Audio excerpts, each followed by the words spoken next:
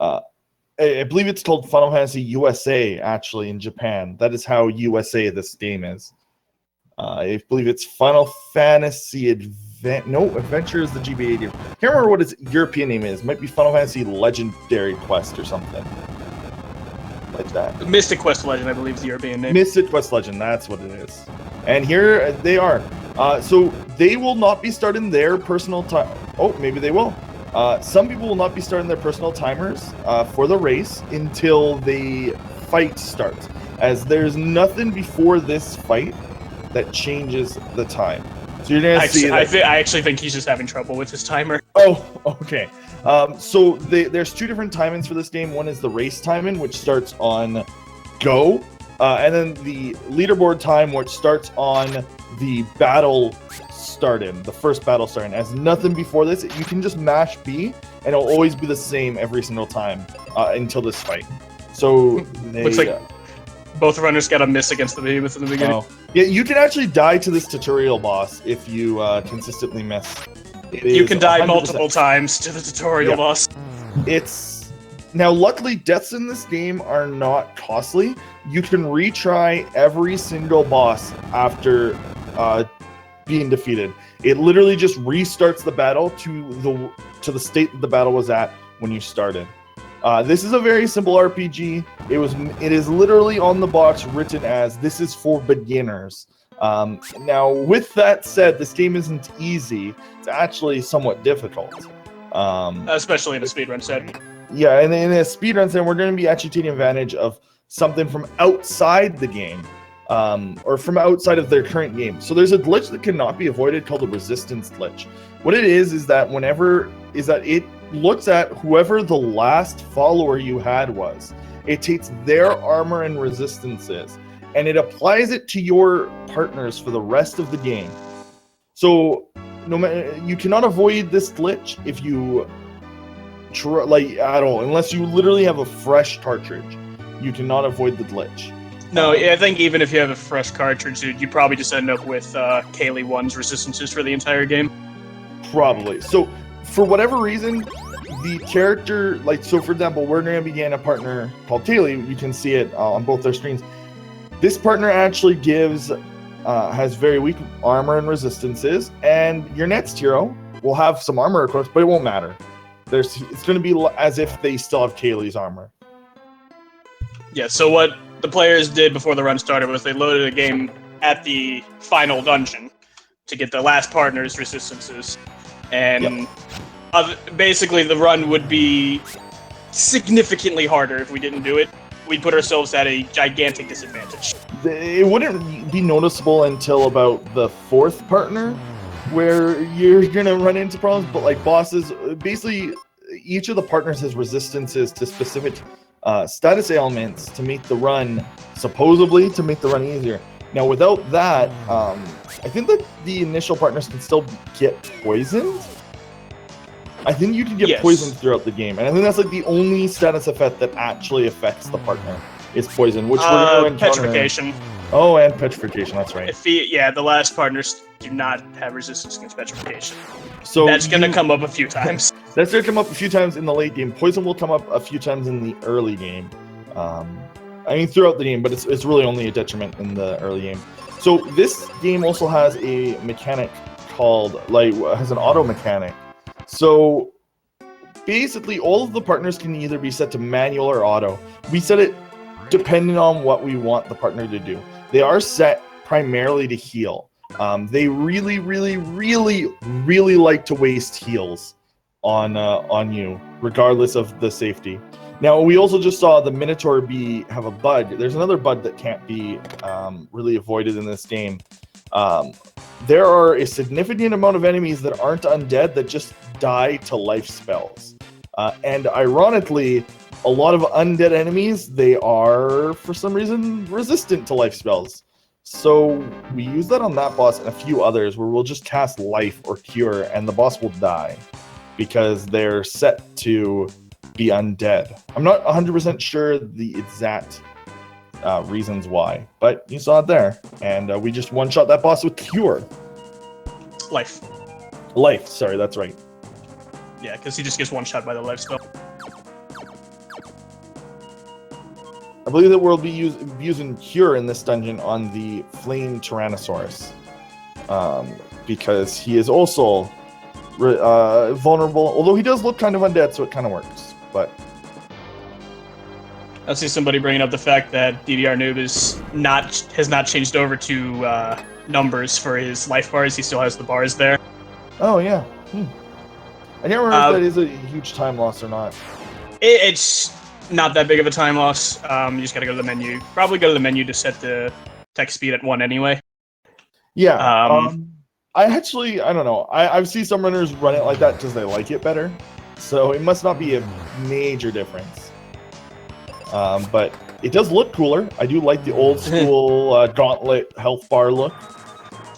The only concern I would have with that is if your partner is set to auto and you're below half health, he will automatically cast Cure on you. And sometimes you might not want that. Yeah. So if he can see at a glance he's below half, then it's perfectly fine. Like, for instance, I believe, well, now he is, because he just leveled up. Oh, no, he's not at half health. He would have to be about half a bar or less. Also, as you can see, level ups do not fully heal you, but they do heal you for the amount that you gained through maximum HP. So, it's not as unforgiving. You're also going to see that they're going to exit battles sometimes and just re-enter them. That's because they really don't usually want to fight 3 things. Especially in this dungeon, they can basically kill any two-person formation with their party. If when later they're going to be doing an item dupe glitch, which is very, very easy to pull off. Probably the easiest item dupe glitch I've seen in an RPG. And they'll be doing that on any unfavorable encounters between here and the next dungeon.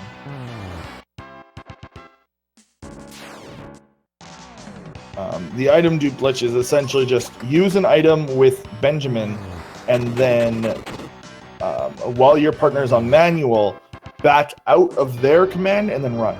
And it just duplicates the item for whatever reason. Yeah, it's like it gives you the item back for canceling your action, then gives you the item back because you left the battle. It's weird. Yeah, because it doesn't, I guess it thinks you can't, it tricks the game into canceling the action twice. But it's very strange but easy to pull off glitch. We'll be using it a few times. All right. Confusion is another status effect we have to deal with throughout the run. Yeah. It is somewhat annoying, but it will end a run eventually, but hopefully not. Luckily, runs can't really be ended in a race setting in this game. Like we said, all battles that are lost can just be reset. There is no game over screen unless you choose not to reset.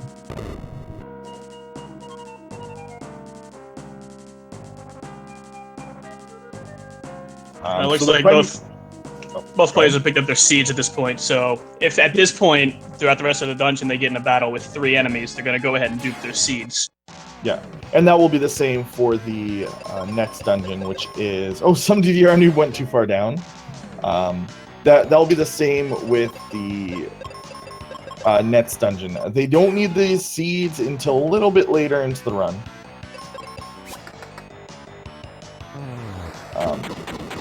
Don't be afraid to ask questions if we're forgetting something, you're not really sure why they're doing X or Y. One of the overall mechanics in this game is you can actually jump over like NPCs and obstacles. They're going to use that to skip a few encounters in this dungeon specifically, because they can actually jump into the like the quicksand or the moving sand and kind of get away. So you'll see them do that there, and it'll actually push them into the safe part. It looks like DDRnoob is opting to skip that spell. You can actually get the spell just north there for some safety strats. It's not required. The Quake spell, it helps you maintain Phoebe's magic upcoming in the Wintry Cave. A couple battles where worms are weak to it. But it is not required. Fire, though, is required. They'll be getting that shortly. Fire's not required. Oh, is it not either? Oh, no. Okay. Either spell's required, as it turns out. I thought one of them was. I think typically when you're learning the game, you drop fire before you drop Quake. Ah, okay. It's Quake that is the more important one. But yeah, here they're actually going to be abusing the fact that he is weak to Cure. If either of them were able to dupe a seed, they would have used a seed before the battle to give additional cure casts to Benjamin. It is the safer strat, but it is the slower strat. There's the strat that TheRPGChick is doing right now. The all-out strat is a lot safer, or is a lot faster. Quake, unfortunately, is a thing that happens.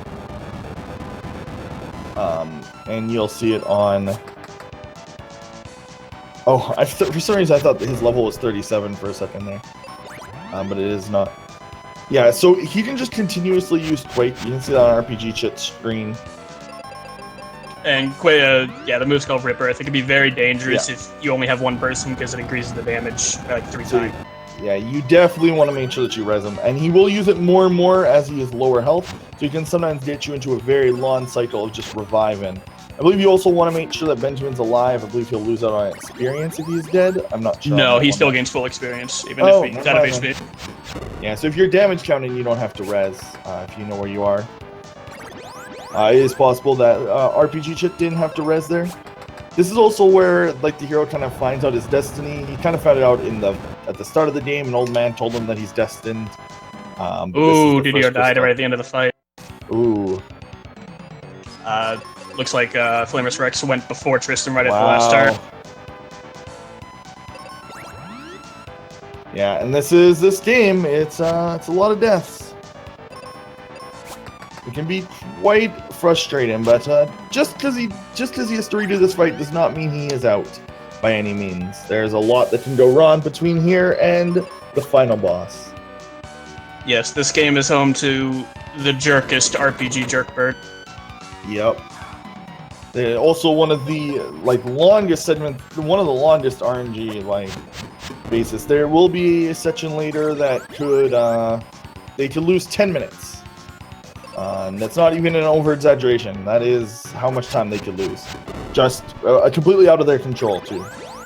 And then it's about an hour and a half in Pazuzu's tower. Yeah, if you have a good pace going, yeah.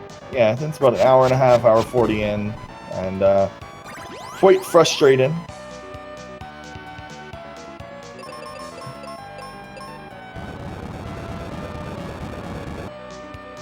Oh, DDR is not having a good Rex fight. Oh, that's another thing the life spell does. It also cleanses any status effects on you. Yep. The life spell is completely overpowered. Yeah, it's a full heal plus res plus heal. It's something else.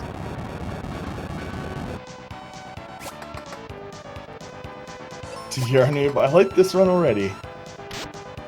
Yeah, 2 to 3 hours. A very, very, very good run will be sub 2 hours, but you probably won't be getting that in a race setting. Well, I mean, you could obviously, but it's not likely. You're also going to see that they picked up the cures on the way out. It's because they want those cures in a very specific spot in their inventory for a item glitch later on. They'll be making some fake items. Some counterfeit coins. And as you can see here, they can jump over NPCs and small obstacles that are not enemies.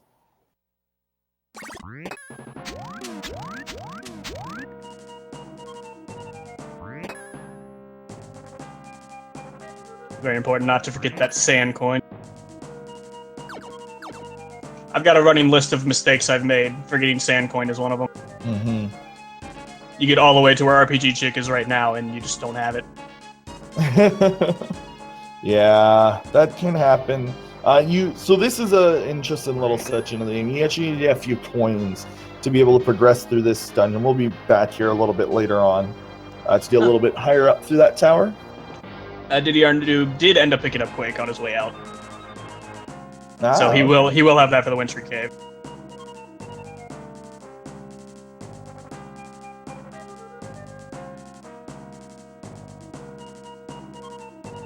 Even though this is not a randomizer, it will feel like it to some. Oh, will it?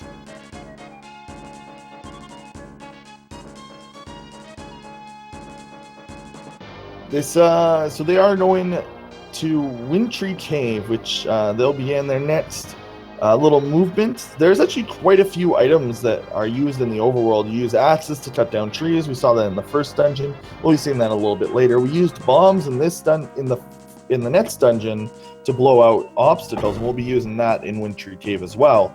But primarily in Wintry Cave, we'll be using the claws, and the claws will allow us to climb up some surfaces. Yes, and Phoebe is currently the owner of said claw. Yeah. She decides to let you. Well, I'll show you in a second. Yeah. Well, we'll be seeing that in a second. We made a mistake and fall down. Well, the game makes us make that mistake.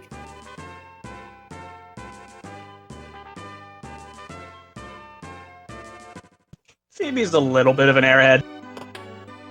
Yeah. Well, honestly, she has the claws, so she could have saved us. She's just not smart enough to. Yeah, you can see TheRPGChick using the quick spell right there on those worms. Also, if, like, for example, Kaylee or Phoebe happens to be your waifu, and you're sad that they leave part with you, don't worry, they will come back. Kaylee will be our savior at the end game. For whatever reason, Phoebe stops there, does not try to save us. It's kind of a jerk. Yeah, it's just, lets you take a devastating fall before being like, hey, here's this claw that'll save you next time. Don't worry, turns out I don't need this, so... Yeah, it was a pretty rough bone dungeon. Drayden got him at the very end of the fight. He probably only had 1 or 2 attacks left.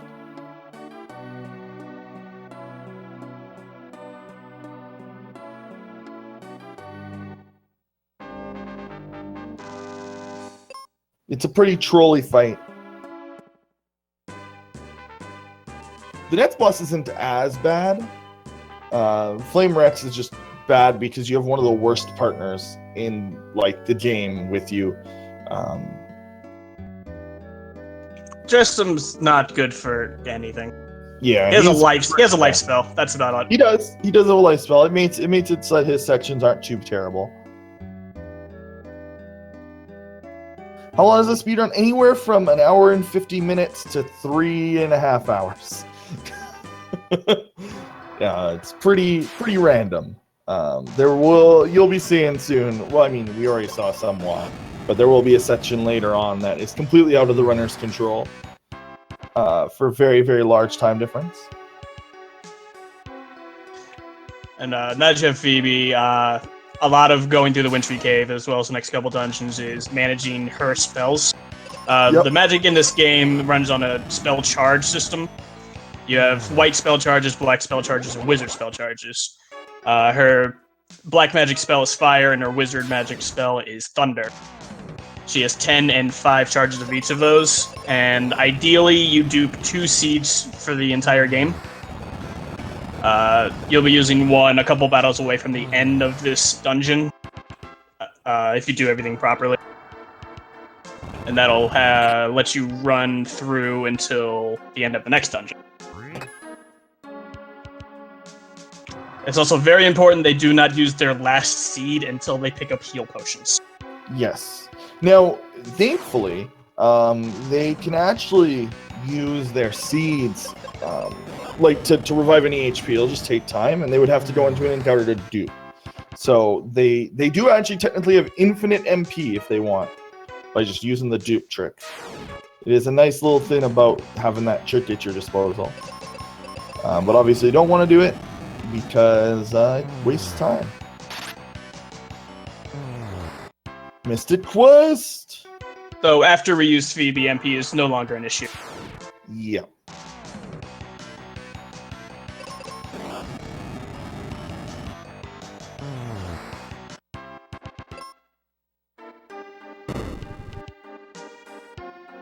I don't have any sub emotes, otherwise I'd combine a sub emote with it, but I am currently poor and broke and I'm unsubbed. Yep, Roach, it is Zelly commentary. I learned this run, but have not been able to actually do runs because I'm doing other stuff. But I thought I'd do commentary since I learned it anyway.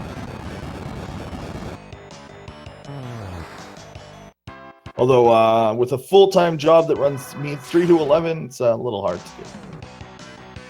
But they are making their way through Wintry Cave. This room looks ugly to me. I don't know about anyone else, but the room on RPGChick side, I hate that little ice sheet. Double confusion from DDRnoob. Oh, no. Luckily, Benjamin cooperated. That could be pretty rough because you can lose spell charges and it's completely out of your control. One of the nice things about this run, if you didn't like other RPG speedruns, because they run from all the battles and that makes them nibs, they can't really run from battles. The battles are still there. So for this run, you will be seeing a lot of fights. Who's in the lead at the moment? Currently RPGChick. She's about to go into the Squidite boss fight. Yep, about to go to the third boss fight of the run. You're not counting Behemoth as a boss fight? No. Honestly, I'm not counting the boss after him as a boss fight. The second boss of this run is barely a boss. I believe you fight him as a normal enemy later on, so... The one that you one-shot in level Forest. Mm-hmm. And there's the Squid just tried to use a drain move on RPGChick's side. But since we used the resistance glitch, your partner is actually resistant to drain and actually gains HP out of the move. Yeah. Technically considered undead. I believe has some form of like a bone mail equipped. Is one of the items. If you've played FF5. That was a really fast fight. That was very good. We do got Libra chest. Breast. The Libra chest, yeah.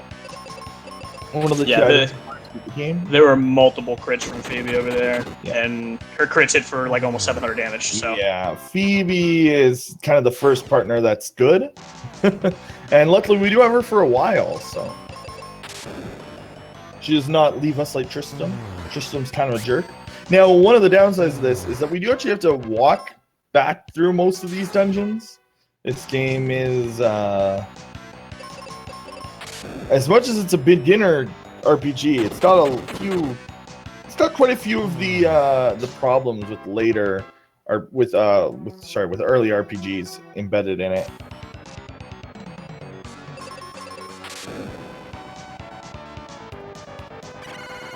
Well, Kaylee's totally good for the 3 fights you use her in. You got Kaylee longer than anybody else.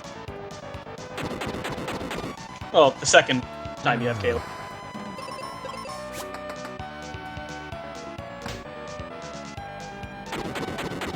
Right now she's taking a nap. Just equip the sprint shoes, yeah. Just switch to the thief class.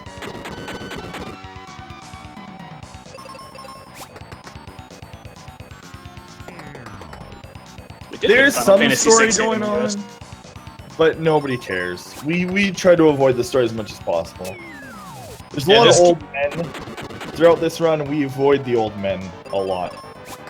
Yeah, we went to the Wintry Cave specifically to get the Libra Crest to go to the back area of that cave to get the life water, and turns out there isn't any life water.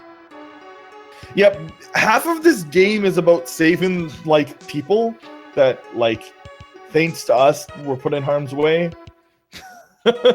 Turns out the solution is to get the crystals. Yeah, that's always the solution.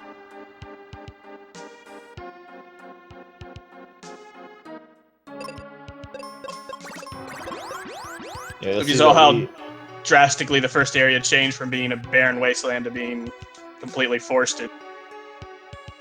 Just from lighting the crystal. This area is also going to completely melt. Yeah. So obviously the earth crystal restores the earth, the fire crystal warms the earth, etc., etc. It's very Final Fantasy 1-ish. It almost feels like a small retelling of Final Fantasy 1. Which, I mean, a lot of the early Final Fantasy games and some of the offshoots even almost feel like just take the idea of Final Fantasy 1, like from like talking to the elders, and kind of reimagine it a little. Wasn't really until Final Fantasy 4 where that, well, 3 I guess, where that changed. 3 has a pretty good story, but most people didn't experience it. You talking Japanese 3? Yeah. Great story. Very hard game though, so not a lot of people have played it. I have a list of complaints about that game, but I'll save that for another time. So now we have DDR going to Libra Cave. They're both going to be heading on to the next dungeon, though. Yeah, RPGChick's luck has been very good compared to TheRPGChick.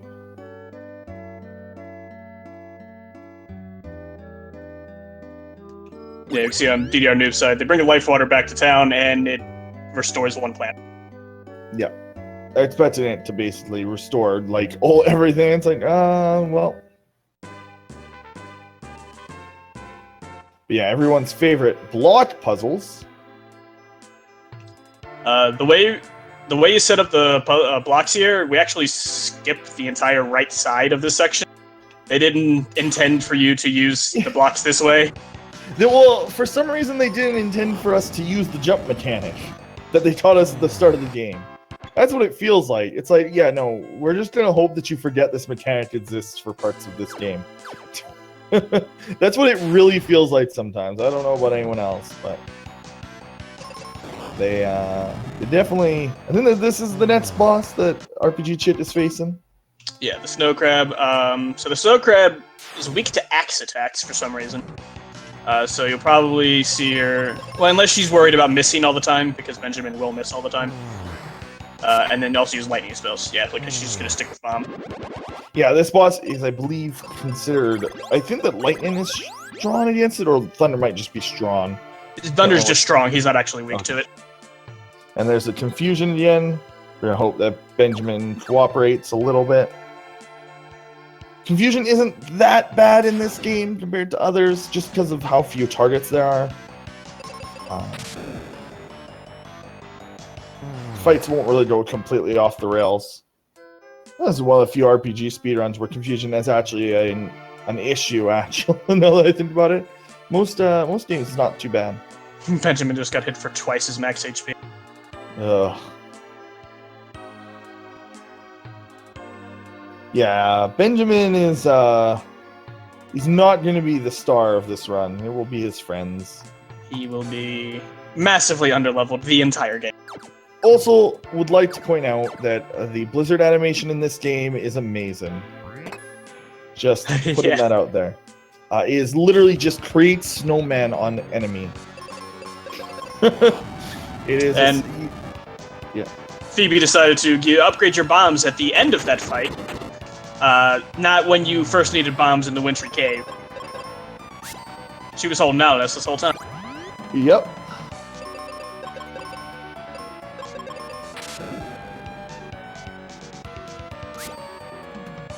There's gonna be one more bomb upgrade later in the game that is required to get. I actually think it wouldn't be required if there wasn't one spot in the final dungeon.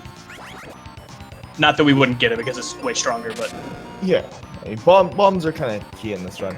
So you are seeing the DDRnoob is going for the at strat, which has lower accuracy, but more damage. Also has a chance of critting. Yes. Bombs cannot crit. They also can't miss, so... It's a little bit of a trade-off. I mean, there's also the fact that they take ammo, so... Which is a concern, but there's enough chests laid throughout the game that we can pick up. Yeah.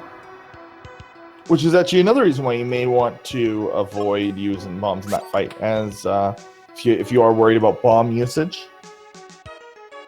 Yeah, you see the two chests there DDRnoob's passing. One of them refreshers he's going to grab. The other one has arrows in it currently. Mm-hmm. But if you don't have Phoebe, we'll have bombs in it. And when on our way out of the dungeon, Phoebe's actually not going to be in our party anymore. So if they're low on bombs, they will use that chest to replenish them.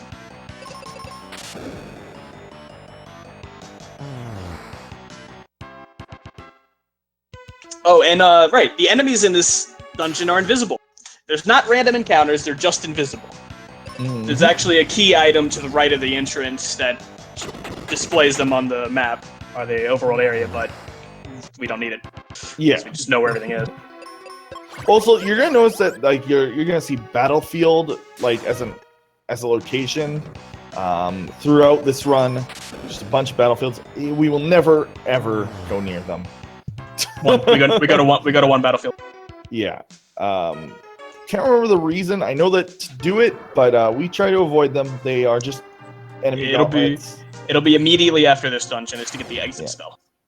There's like they give like very minor rewards, very useful for your first playthrough. Definitely don't skip battlefields in your first playthrough, please. If you're a noob, also because your partners are atrociously bad if you're playing casually and you don't do the resistance glitch, which I wouldn't recommend doing on your first playthrough. Oh, we never mentioned the partners also never get experience. They don't level up. Yep, but they are always significantly higher level than you, and they are generally appropriately leveled for where you get them. With the exception of Tristram, who just feels bad every time. That's more because his stats are bad. Oh, which partner do you have for Pazuzu's again? Kaylee. Yes, that's right. Okay, can't remember. Yeah, I honestly think that fire rets or whatever Stallrets would be significantly nicer if you didn't have Tristram. Yeah. I don't think Ruben would be much better, to be honest. And you can say hello to the boss from last dungeon. He made a reappearance as a slightly weaker looking enemy. That happens quite a bit in this run.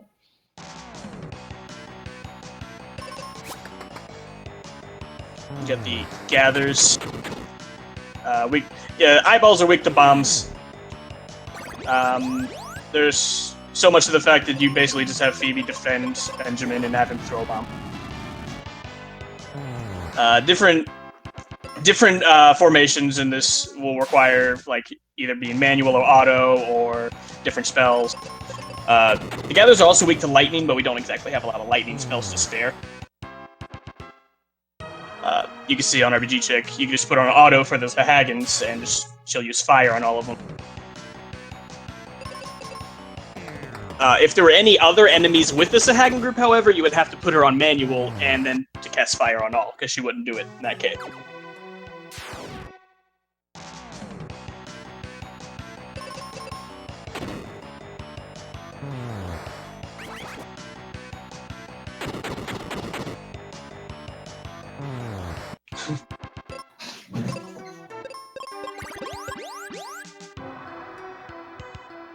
Benjamin crit on the right side there with a water spell, it looked like. Once again, let me see if I can fix it.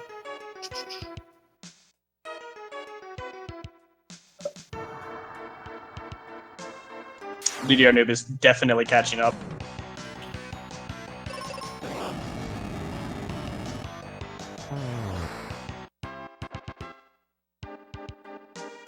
Looks like he's about 3 or 4 battles behind TheRPGChick at this point.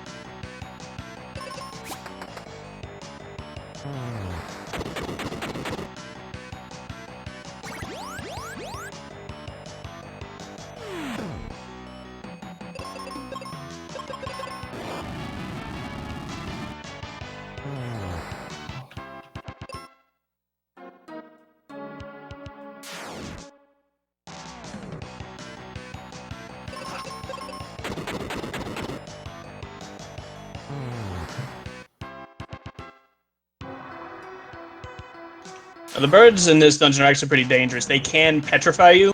They don't do it very often, but they do have a chance of petrifying you. Typically, they'll just stick with their, I think it's called dive attack or beak attack or something, as well as their water spell. And there we go, Phoebe just got petrified.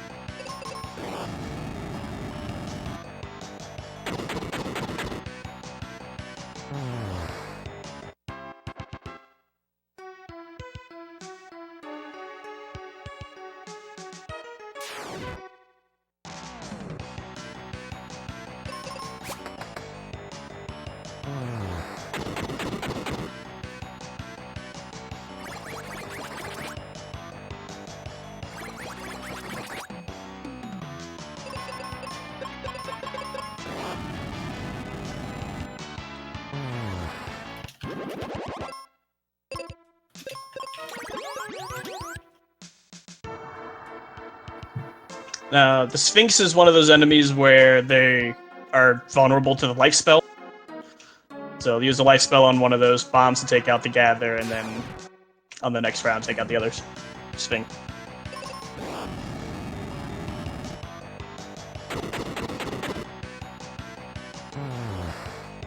And moving up onto the 5th floor, RPGChick is immediately going to drop down. And in this chest, we'll have our hero potions, which will fully set up our item glitch for later on. Another reason we jump down here is there is armor and a chest we're about to grab, and it will let us set it up so we can escape the dungeon after Phoebe leaves. The end of this run is about the average run is about 2.5 hours. But it can be it could be as short as an hour 50. Or as long as 3 hours, and like that, even the best runners can end up with like around a 3-hour time. There's a Mystic Quest Monday race, which is beginner aimed as well. This game is a very, very, very good guide on game facts of all places. Don't ask why, but there is a game facts guide written by El Magus, which you can find. Who is the current world record holder? Yep. Yeah, it's a very RNG. Enemy formations are random when you enter the battles. This place, like we said, if you're new, this place does not have random encounters. The enemies are just invisible. This game does not have random encounters. It just has random formations and enemies randomly placed throughout the dungeon. Yeah, I think you'll see an enemy on screen, which you can't because we don't have the item. That enemy will be in the battle, and there'll be like 2 or 3 formations that are related to that enemy. Yep. Like we see the Burge on DDRnoob. It could have been the Burge. Could have had the Burge with a wizard. I believe there are only 2 formations for that. Now we have tried to set. They've basically routed out which enemies are worth killing, which formations, throughout this run. And they know pretty much exactly what they can kill and what they can't. This dungeon also is very long, this specific dungeon. Yeah, this is definitely one of the longer ones, but they're going to be finishing it up here shortly. I believe RPGChick is 3 battles away from the boss. Also picking up her Knight Sword, the 2nd tier sword. Each of the 4 weapons you get have 2 upgrades to the base. Yeah, I don't believe there's even a weapon shop, right? No, you cannot equip any weapons or armor. It just automatically, whatever your highest is, will be equipped. Yep. You don't lose out on anything. All of the upgrades have the previous resistances and armor and everything. Yep. So just whatever you get will be the highest and will automatically equip. Yeah, like you said, this is a very beginner RPG. It is actually very fun. It's actually not very easy though. It's just simple. But the simplicity adds to the difficulty in a way. The fact that a lot of the items are just nonsensical. Like there is an item in this game that actually just kind of does nothing because they're like refreshers, for instance, don't actually really do. There isn't enough enemies. Like I don't think there's really any enemies that status down you. DDRnoob was actually talking about this the other day. There is one instance in the game where refreshers have a use, and that is when you have Tristram the 2nd time in his against ghosts, and his attack goes down. But beyond that, he can no longer one-shot the ghost in that instance. Yeah, this is some people's actually some people's favorite Final Fantasy. Like not even ironically, like it's a very fun RPG. Yeah, it's got really good music. It's got really good sprite work. Oh yeah, the music is brilliant. If you haven't been paying attention, the music in this game is fantastic. Probably one of the best in the series, honestly. Yeah, it is the same development team that did Final Fantasy Legend 3. Mm-hmm. So you can see a lot of similarities. Was it 2 as well? It was Final Fantasy Legend 2 and 3 and Mystic Quest shared developers. I think some developers from 2 and some developers from 3 worked on this game.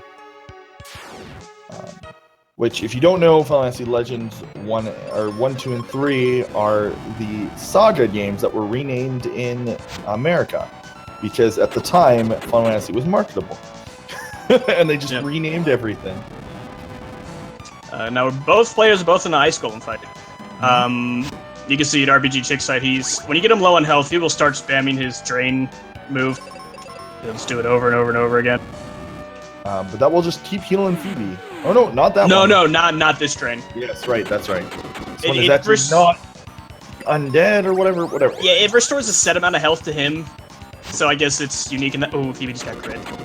Also, it can crit, which is weird for a drain spell. This fight is hard. Yeah, there we go.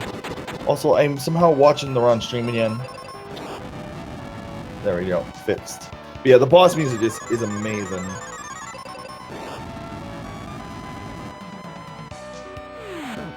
Yeah, see, this is like how quickly this game can turn around. Suddenly, they're both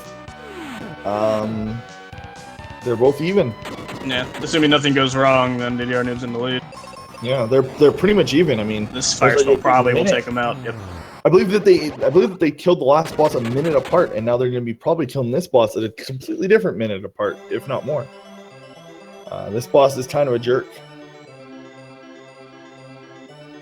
Yeah, I love the. I think my favorite part of this game is the enemies dying throughout. Also, the shrugs that Ben gives sometimes.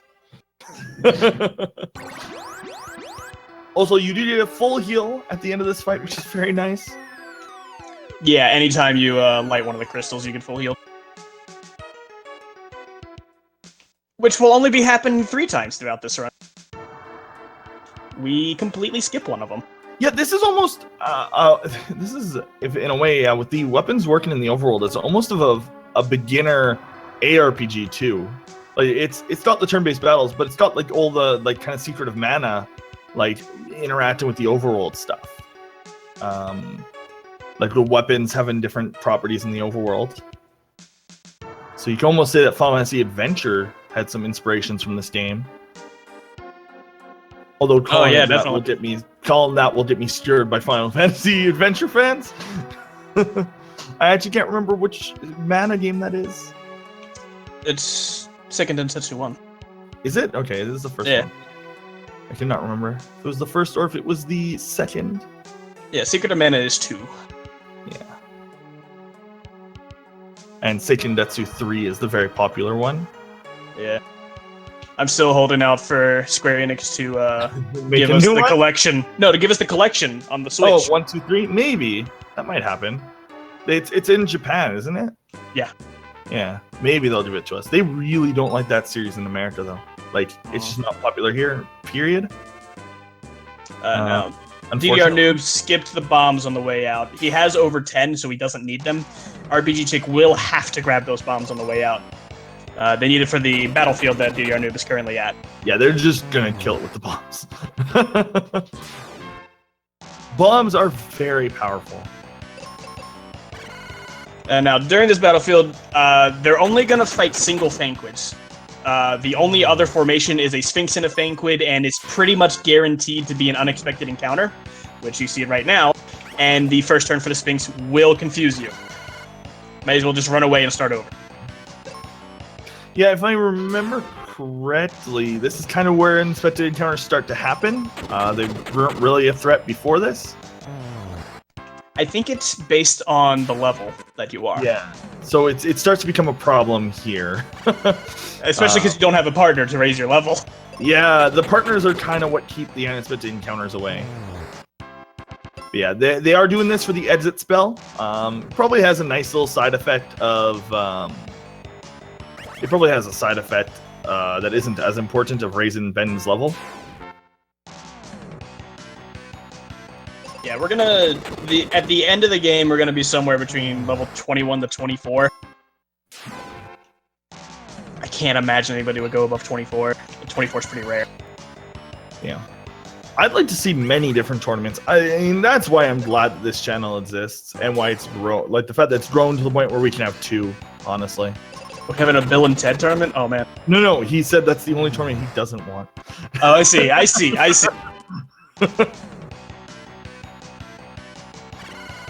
Pretty much anything that's ever been on 2's grad we should probably avoid having a tournament of. I don't think there's enough. I don't think people want to torture themselves for multiple months at a time. Oh, 2's grad. But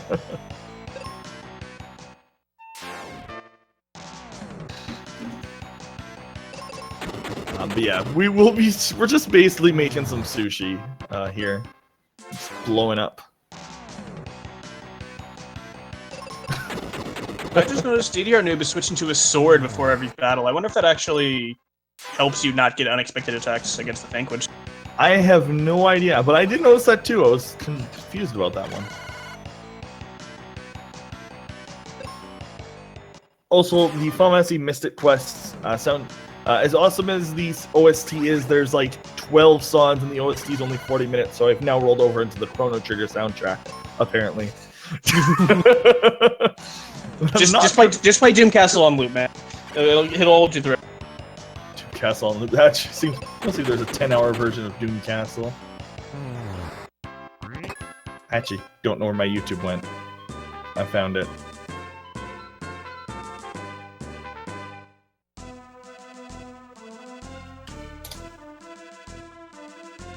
There. Darn. Oh, I found a 30-minute version. This will work.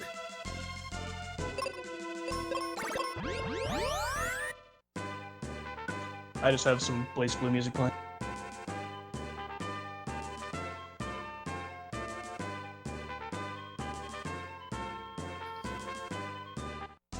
Yes, all of the swords, all 3 of them give +5 to speed. And all 3 of the claws give +5 to magic, and that'll become important very soon. FF3, Lock Z, you might be joking, but there is actually a fairly decent community for Final Fantasy 11 speedrunning. I don't even think it's that long of a speedrun. It's like 11 hours or something like that. It's not actually as long as you think. The entire game can be beaten by yourself. Or at least the single-player version. The single-player story can be beaten. Final Fantasy XI Mobile when, Square Enix? Alright, so DDRnoob side, we're about to do the seed underflow glitch, whatever it might be called. So we're gonna buy 0 seeds. You can buy 0 amount of an item. We do that, and then we use it. Underflows our next item slot, which was Cure Potions. Then we buy Cure Potions, specifically 19 of them, and we have nowhere left in our inventory to put them. And so it gives us all of these random, well, not random, we actually know exactly what it's going to give us, but it gives us all of these seemingly random key items, which we got I think it's the Gemini crest. I'm not 100% certain which crest it is. And then the 3rd and 4th coins. So we can just go through the next door. We completely skip Firebird. Yeah, or at least the Firebird sequence. We do enter Firebird. Yes, of course. But we skip pretty much all of the bosses and such, all the fights. So we go to Firebird to skip Firebird. It's the first place you can purchase seeds, so. I believe it's the only major skip. Basically, I mean, we skip the seed once. It's quite long, but later on we'll be manipulating our inventory again to skip some more. Yeah, okay, Doom Castle music was the correct choice. Hi, Ruben. Bye, Ruben. Ah, first turn Petrify. Good fight.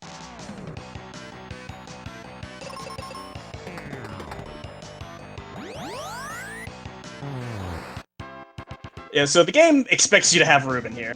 Ruben's the guy who just jumped out of you and tried to fight the guy and fell off the bridge.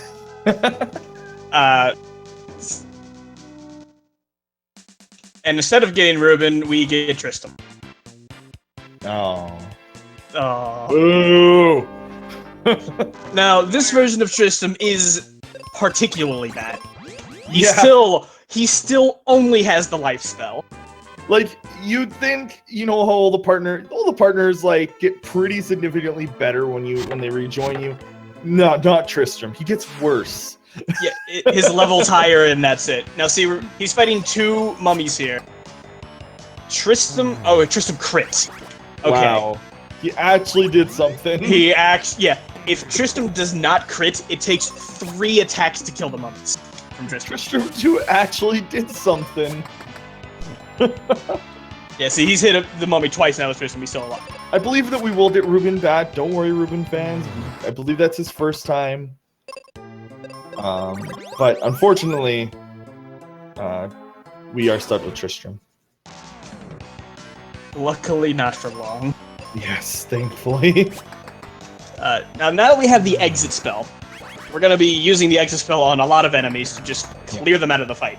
Apparently, this game took the only good thing for Final. No, I'm just kidding. Final Fantasy 2 has a lot of good things. One of the great things about Final Fantasy 2, which is teleport for some reason doing something in battle.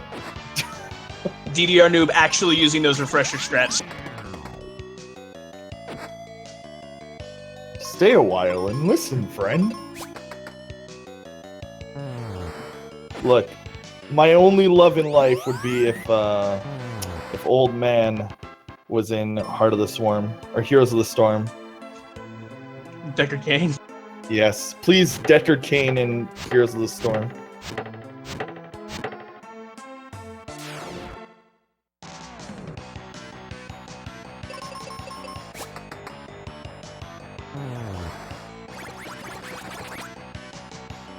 And don't forget to follow, by the way, don't forget to follow the channel. This Speed Game is awesome. If you somehow got here without following.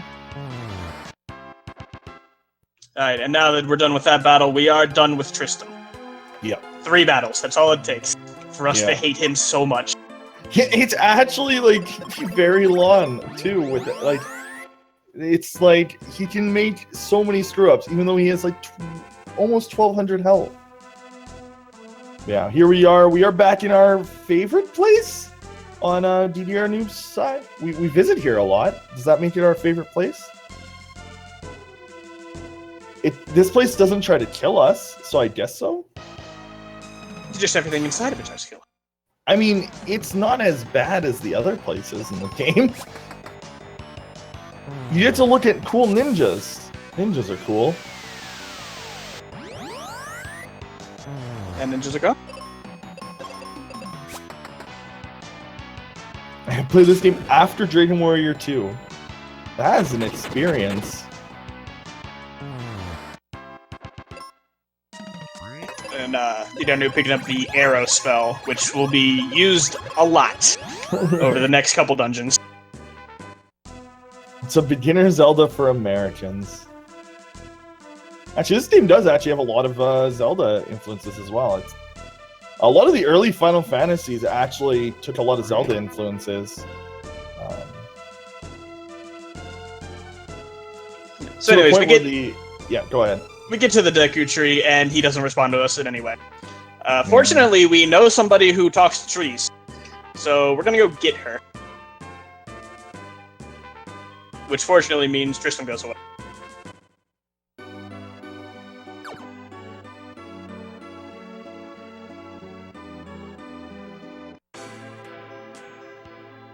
So we gotta go back to Aquaria and talk to Spencer. That's the trigger for getting rid of Tristram. Now this is somebody who, storyline purposes, you were supposed to talk to, but there's no actual triggers tied to him, so we don't. He's digging a tunnel, I think, to try to let all the water back into Windia's area. I think. I don't quite remember the story. He's not doing a very good job.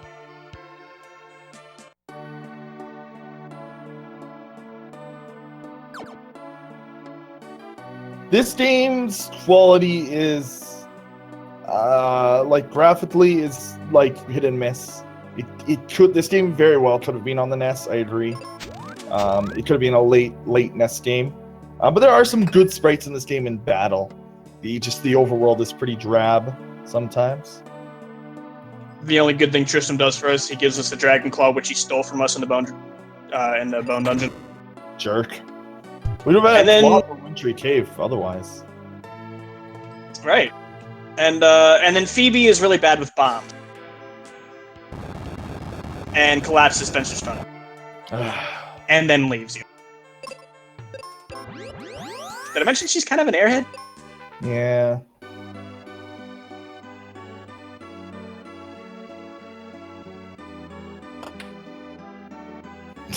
I freaking love, like, I'm just pointing this out. I love that shrug animation that he does every once in a while. Just Benjamin's like, oh, okay, whatever. So anyways, we have Kaylee. She's been sleeping in bed the entire game and is 20 levels higher than us. Apparently she is living on Skyrim rules, where you gain levels by sleeping. Or was that Oblivion? One of the two.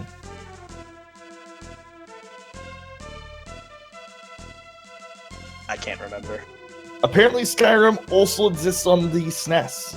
Just add that to the consoles.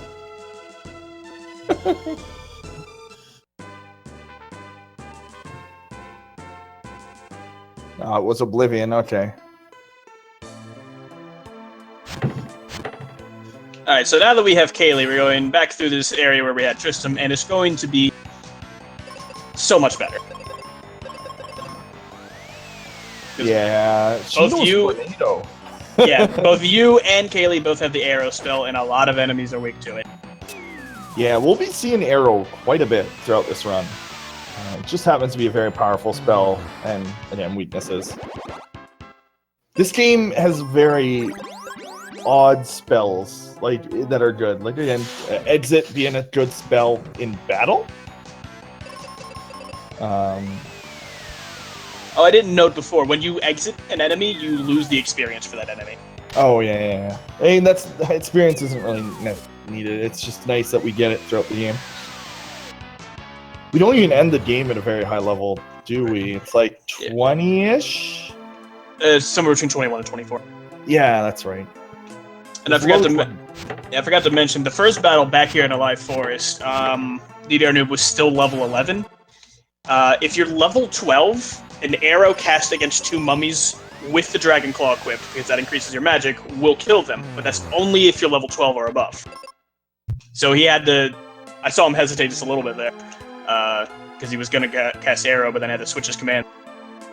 Yeah, you can switch auto manual and your weapons in any menu, pretty much.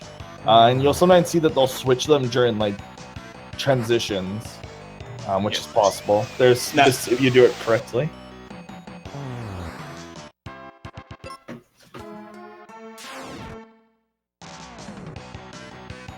See, RPGChick is trying the exact thing I just mentioned, and it's not going to work. Kaylee is also has a phenomenally powerful axe at this part of the game. Like, yes, that is the tier 3 axe which you can get. I believe it's actually in the Alive Forest. But we'd have to go out of our way and fight. And we don't need the axe, so magic is way too strong in this game. Yeah, that's pretty much why we can beat this game at such a low level, is due to A, the resistance lich, B, the very, very, very powerful magic spells we get throughout the run. Yeah. Moving into the tree, this is a very maze-like dungeon. We're going to be circling around what seems like the same screen for probably 10 minutes. But we do have this awesome grapple hook now. Which, of course, means the game's going to expect us to use it literally everywhere we go.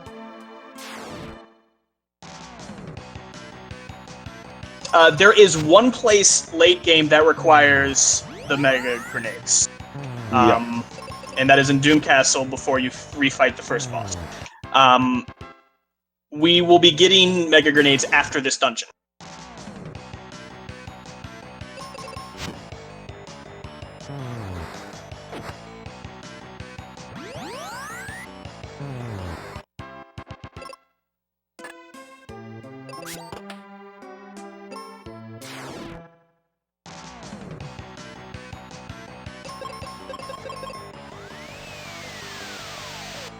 Yeah, having both runners be in the same dungeon, it's pretty good. I mean, like, nothing's really gone horribly wrong here. Now, I was actually playing this yesterday on my cartridge, which I usually emulate it because I can't stream off my cartridge, off my SNES at all. I didn't have a save file at the end of the game, so I was playing through this without the resistance glitch. Yeah. Kaylee actually has petrification resistance here, but that's about it. Yeah, these guys are. Yeah, this area is not very nice. Otherwise, it's pretty rude actually.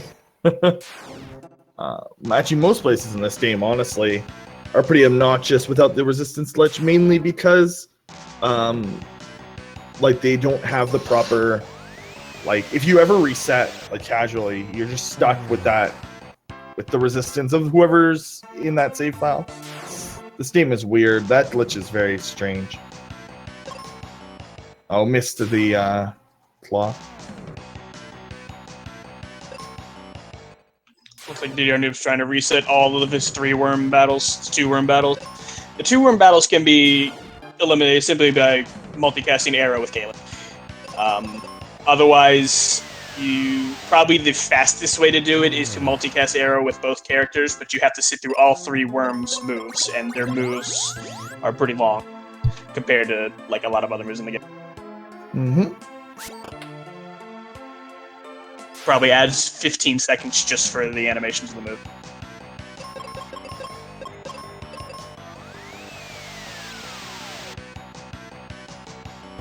You can see him do it right here. He decided to just go ahead and wipe these out, but now he's dealing with all of this. I think it is a significant stretch to call this a great... No, I'm just kidding. This game is a very fun speed game. It's a great race game. Speed game, it's fun until you're trying to like get a good time. Then you remember what game you're playing. Oh, did you forget it was Mystic Quest? Good thing there's a bird in the way. Oh, you'd like to PB today? How about you lose 10 minutes without doing anything? Oh. Why, Pazuzu? Yeah, well, we'll talk more about Pazuzu later. We're getting into that soon. Yeah, we still have, Gale Ridge. I don't know the name of the dungeon. Or the Dullahan. Oh yeah, Dullahan, another boss that's definitely not rude. Yeah, not at all. Also, I'm semi-excited, as a commentator, for the run where somebody forgets to the resistance glitch. Oh god. And then they don't realize it until about here. It would be about here. Like, this is about the time where they'd be like, I've never had this Actually, probably against Ice Golem is when you'd figure it out, because you don't have water resistance on your partner. Oh yeah, they'd start to just die. That's right. Because I recently went through that. And the Ice Golem was way harder, because Phoebe would take like 400 damage from everything. TheRPGChick was probably just forgetting to equip Claw. Since she's a new runner to this game. Yeah, there's going to be a lot of runners in this tournament who picked this game about 3 weeks ago, myself included. Oh, this game is an ancient speedrun though. There are some memes. Meme race without resistance glitch. That would actually be kind of fun. You could technically do you just get 2 runners to re-download a ROM. That's pretty much the only way that you can avoid the resistance glitch, which is why, like... No, there is no avoiding the resistance glitch. We set it to be in our favor, because otherwise it would be against us. I believe if you literally start a new run from a fresh ROM, the resistance glitch won't happen as long as you don't reset. I think. It might also just take Phoebe 1's resistance and try to kill you constantly. But yeah, it's unfortunately pretty much impossible not to have a resistance glitch. You can do a hard mode run, which Kaylee won. I forget because you don't have Kaylee for very long at the start. Yeah, that's another one of those 3 battles, and then you get a new partner. Yeah, you could. I guess you could save and reload. I know that bar versus numbers is a strategy. I think that's just runner preference. Also, like removing it saves you time in that menu, I guess. Well, I think you went into that menu anyway, because I don't know if his menu is the default blue. Oh, right. Oh yeah, you're right. Huh. I have no idea anymore. It's more blue than the default blue. It is pretty fun to do that in races, though, to change your menu color. Oh, I changed it every time. I It's the made most important part of the run. I made mine pink in FF4. I figured out how to do that really, really fast.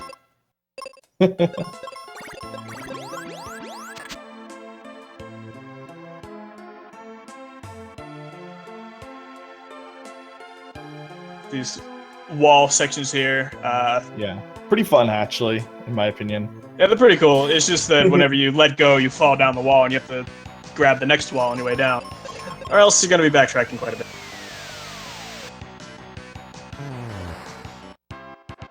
Oh man, I hope we just hate on bar health the entire tournament. That'd be great.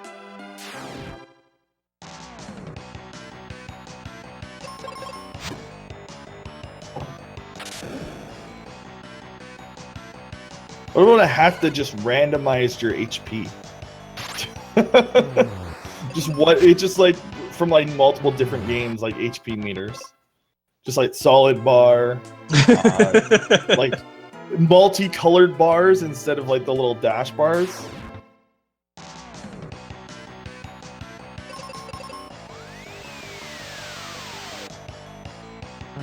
Those skeletons are pretty nasty. I believe they have Doom Dance. They can turn you to stone, confuse you. Fire Emblem Race when? Because that's what DDR's streams reminded me of. Whack, whack, whack, whack, whack, whack, whack. Yeah, we're chopping down big mushrooms with an axe. I think that's what's going on here. This is the same animation we use to chop down trees, so those have to be massive mushrooms.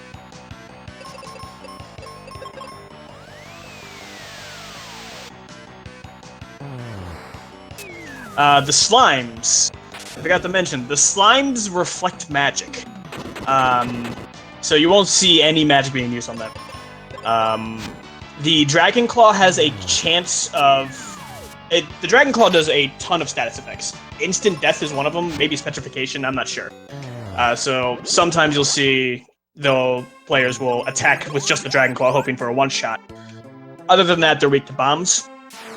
But even 2 bombs against 2 enemies won't be enough, so I'll have Kaylee cover the difference with that. Yeah. Felix, that ROM hack is called install in any Legend of Zelda game.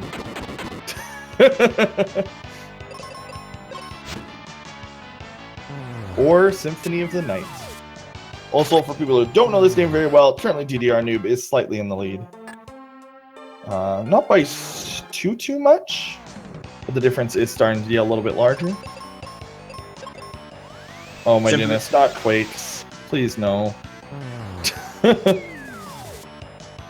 the 3-worm battle, like I said, takes quite a bit of time. It's definitely one roundable, but all 3 worms are going to get their attack off. Unfortunately, that is the downside of having such a low-level main character. I still love the fact that he's Benjamin the hero.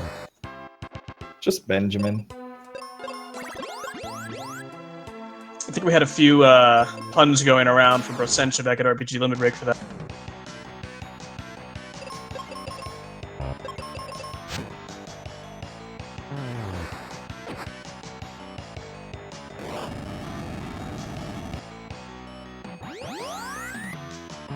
Yeah, it looks like RPGChick is about a whole room behind at this point. She's got to go through all the slimes.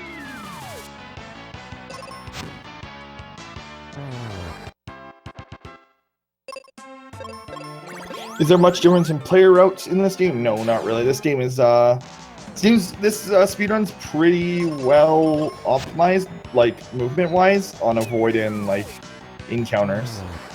And it's skips. It has 2 skips, so can't really avoid doing those. This is not like a randomizer where two runners could have very different overworld routes. Yeah, that's a nice thing. The slimes, if you have 2 of them, it can be 1-rounded if the slimes try to drain attack Kaylee. So sometimes that'll randomly happen and you just get a 1-round.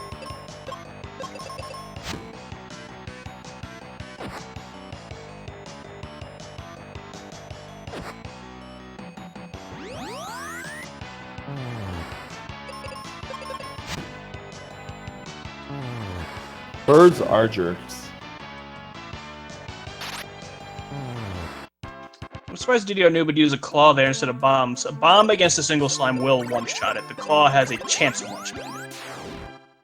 But yeah, again, every boss fight is fairly long in this game, but even if you die, you're not like set back any further than that boss. But like we saw with both Ice Golem and Fire Rex,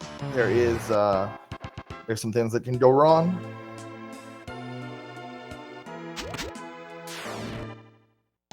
But you too could learn this speedrun fairly easily.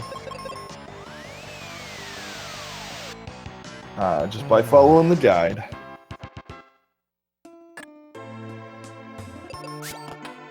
And hope you don't mess up your inventory. Oh yeah, that too. My first run, I spent so much time worrying about that, I wasn't picking up any of the bombs. And then I get to Pazuzu's tower, and I don't have any bombs. I literally could not get to Pazuzu.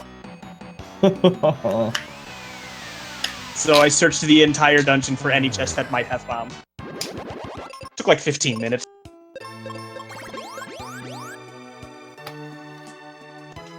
TheRPGChick going into the Ghidra fight. Ghidra's pretty nasty. He can petrify you, paralyze you. He hits really hard. Yeah, TheRPGChick is actually looking into that because he said that he's gotten fairly consistent, like on like some of his runs he's noticed a pattern, so he's looking into if it's like manipulatable in any way.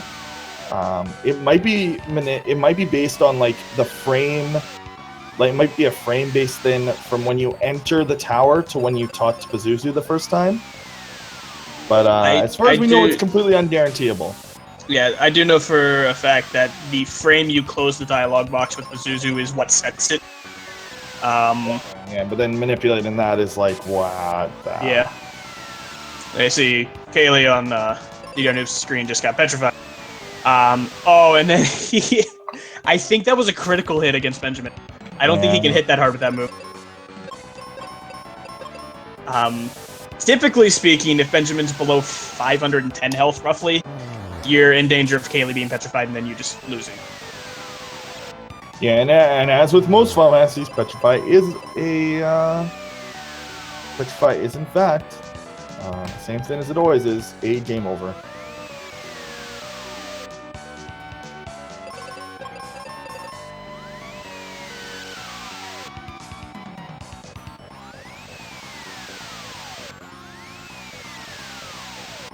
Oh yeah, there is that really random feature of this game, telling you your SNES hardware version, which is just strange.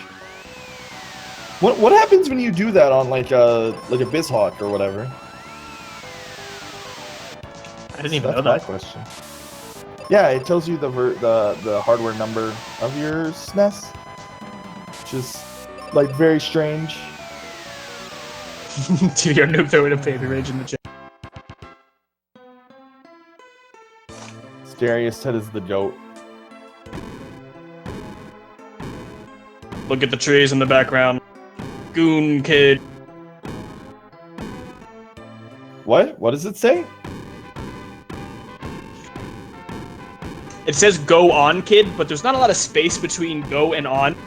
Oh, so it looks like... So it looks like Goon Kid. Okay. It's pretty good. That must be intentional, right? Like the Go On Kid? It's so the Go neat. On Kid is intentional, yes. The trees clearly, spell that out. It's just not a lot of space between going on. Now TheRPGChick's going down here. Once you beat Ghidra, all of the monsters in the dungeon disappear. So we take this opportunity to go back through the dungeon and grab the Meteor spell. And the Meteor spell is going to make the next dungeon really, really, really short. Yay, Meteor!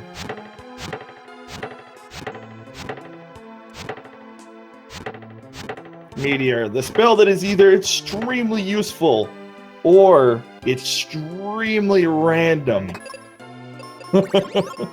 Somehow we don't have a random meteor in this game.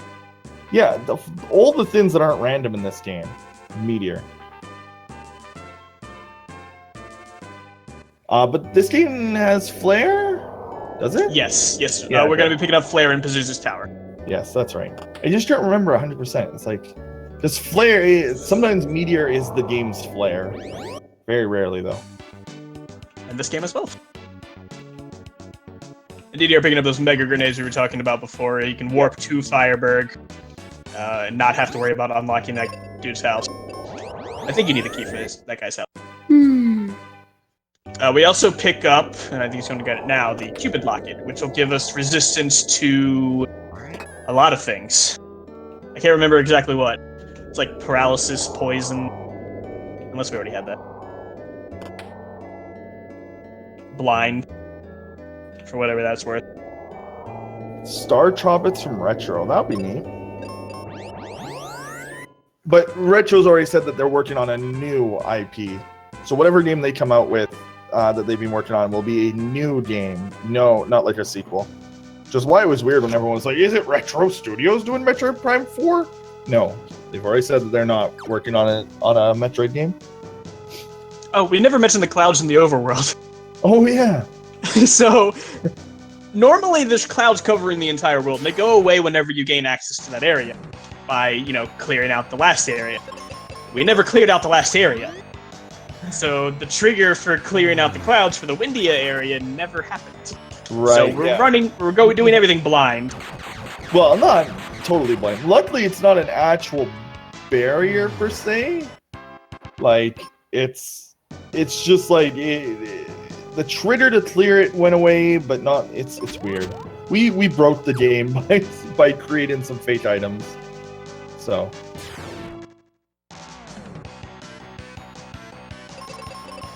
Now that we have the Meteor spell, every single battle in...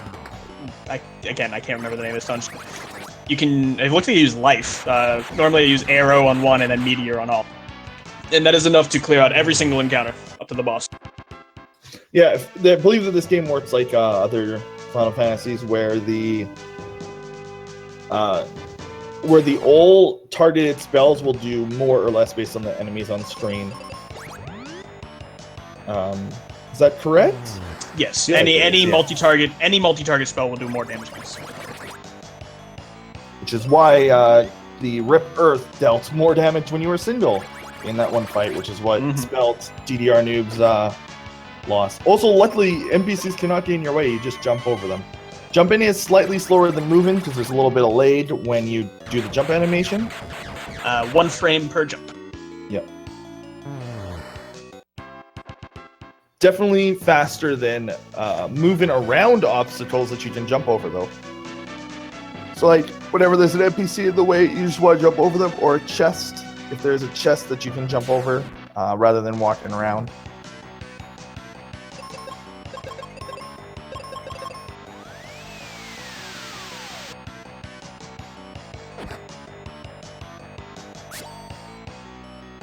Let's see, what's the story here? He's trying to make a bridge to Pazuzu's tower, but the wind's too strong or something? Something like that.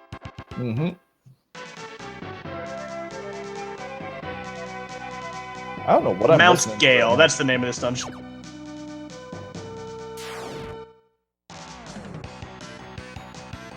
There's one thing I don't like about this dungeon is that there are 5 encounters before the boss, and you have 4 wizard spell charges for Meteor. So no matter what, you have to menu to restore your charges, and you have to do that twice.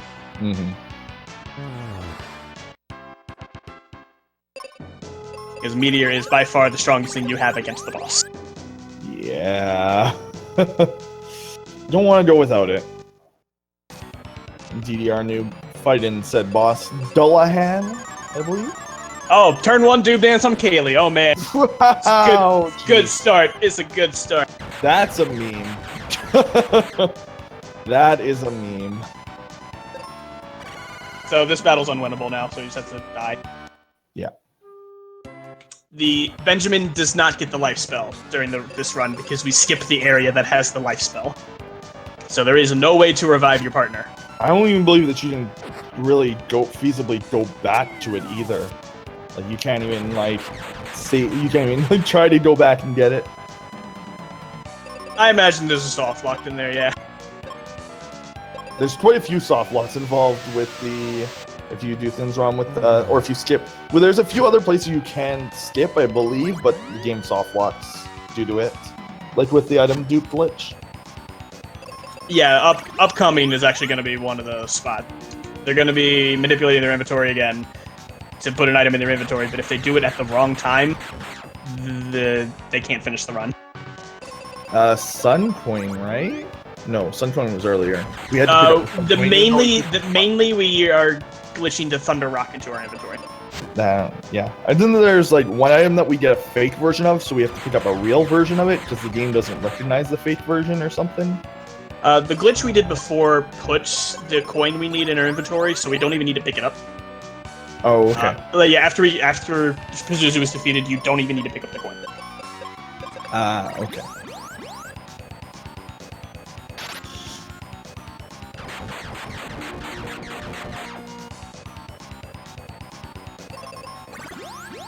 So yeah, you can be stuck at Dullahan for a while.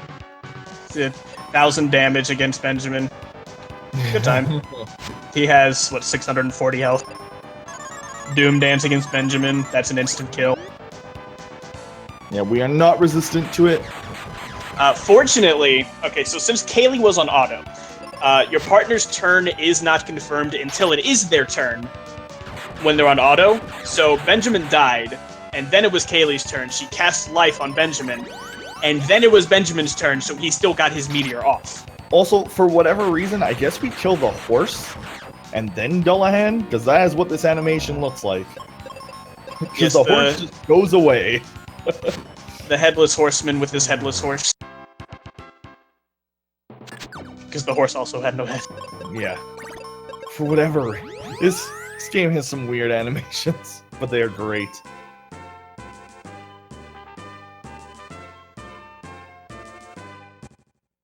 While the allies try to use bad items on you and soft lock the game, I don't believe that we create any battle usable bad items.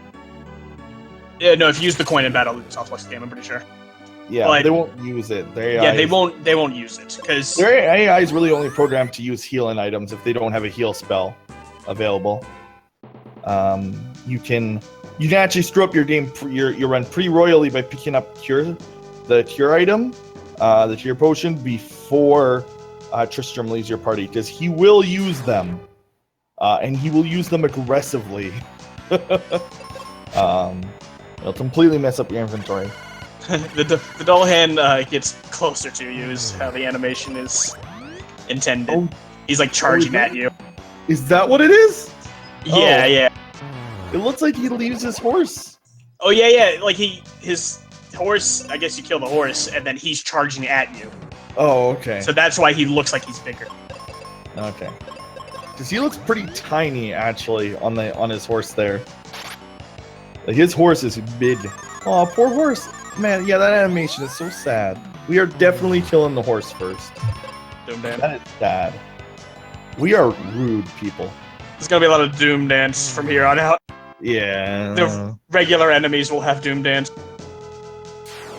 This game likes to throw things bosses. It likes to throw mini bosses, like versions of them, as well as then their abilities that they were using. Like, you see Rip Earth, or like versions of it throughout the run after you beat the Rex. Doom Dance. Man, that's a lot of Doom Dance that Dullahan's using over there. Luckily, he hasn't hit Kaylee with it. Yeah.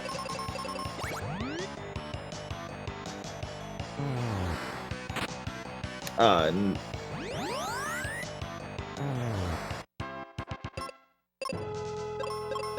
You probably can't reach Dullahan until the horse dies. So here we have Pazuzu. His location is now set. It's either going to be floor 1, 2, 4, 5, or 6. We want floor 6. Floor 6 is so significantly faster than any other option. Yeah, floor 6 and between floor 6, I think floor 2, the difference is 10 minutes. Mm-hmm. It's not even funny how much slower it is to get floor 2. Like, I believe the order is, as far as how fast they are, 6, 1, 5, 4, 2, I think. Like, and it's not like even a significantly small difference between 6 and the next nicest one. It's pretty significant. Who's winning is whoever gets a better Pazuzu. That's who's winning. Yeah. Right now. They're actually close enough that it doesn't matter. Yeah. TheRPGChick is in the lead, but we don't know his Pazuzu's location. Yeah. So once we know that, we'll know. Because RPGChick could get a floor 6, and DDR could get a floor 2, and yeah.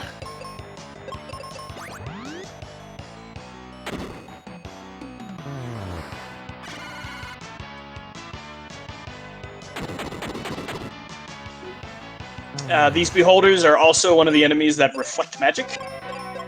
So, typically speaking, we'll just leave Kaylee on auto. She'll attack 1, we'll use bombs, and then next turn she'll cleanse blind off of herself. It's also helpful to do that because we actually need to get rid of all of the heal potions in our inventory, and she will automatically use those. That's good. See, Kaylee is the most useful.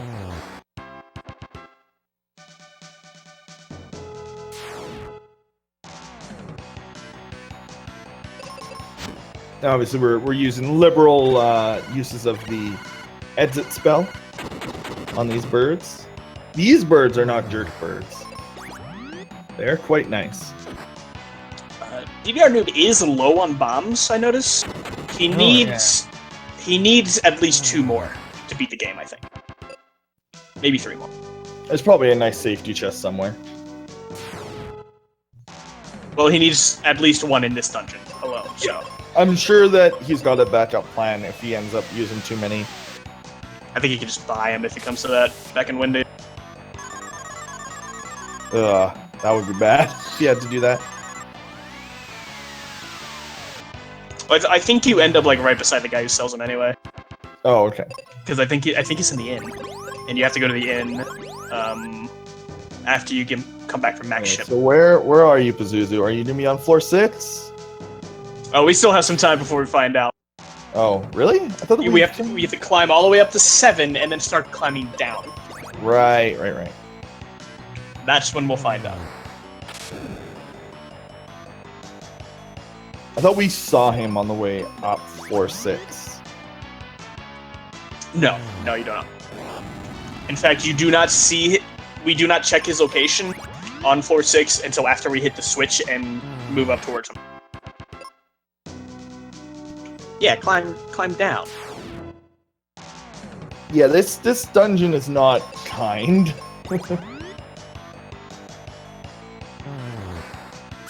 Oh yeah, that too. I totally forgot. Pazuzu is not a kind boss. Just because we found him does not mean it is. Yeah, he also has Doom Dance. That's about all I need to know. The 10-minute difference is pretty much based on the fact that like both your fights are equally good. It's like a 10-minute difference in how much you have to fight to get to him on floor 2. This dungeon is where runs die, and it's an hour and a half in. The 3 Manticore fight the TheRPGChick in is a very dangerous fight. They can petrify you, they can cast Quake, which if you have 1 person petrified, then Quake's doing a lot of damage. Confuse, I believe, is something they have. There's no guarantee that you're winning that fight. Mm-hmm.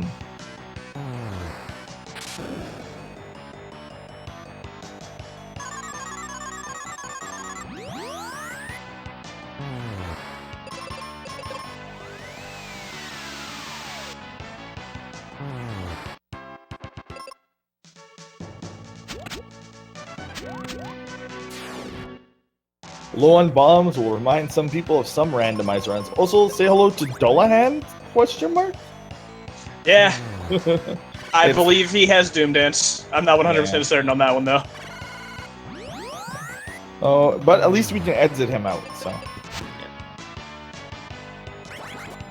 very few enemies you actually can't exit. Typically, the ones that are would reflect magic, we'll just miss them. Yeah.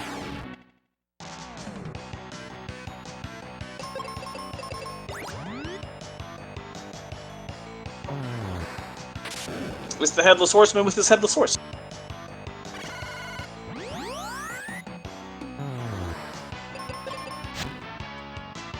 Look, his horse doesn't have to explain himself. The Beholders have Doom Dance. Or Doom Gaze, I guess is what it's called for them.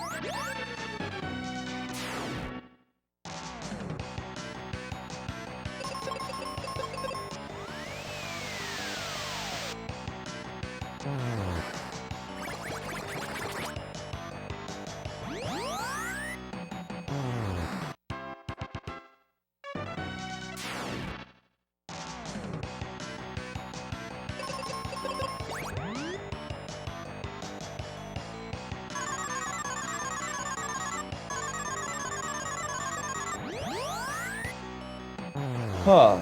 So yeah, now we're... I mean, luckily they're both still in the same dungeon, so...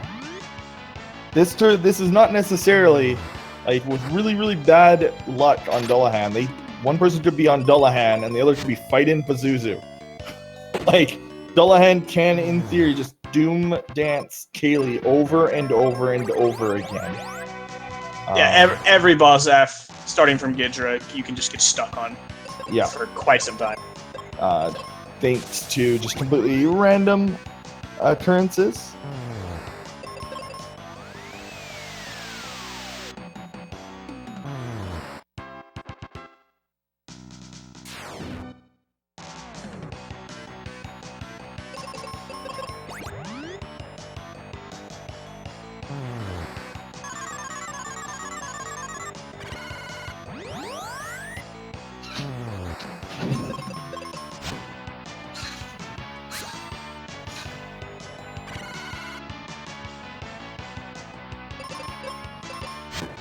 Also, I love the poor life choices name from TheRPGChick. Oh, that's what I was wondering when the race started. I was like, I couldn't figure out what that said.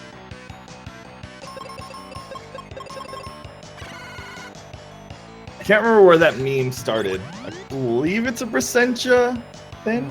I believe Braccentia started poor life choices. Oh, no, that's a team name. It's a Twitch team name. But I can't remember whose Twitch team it is. Bix? Yeah, Bix. That's Bix. Maybe. Or no, I can't remember. It's a Twitch team.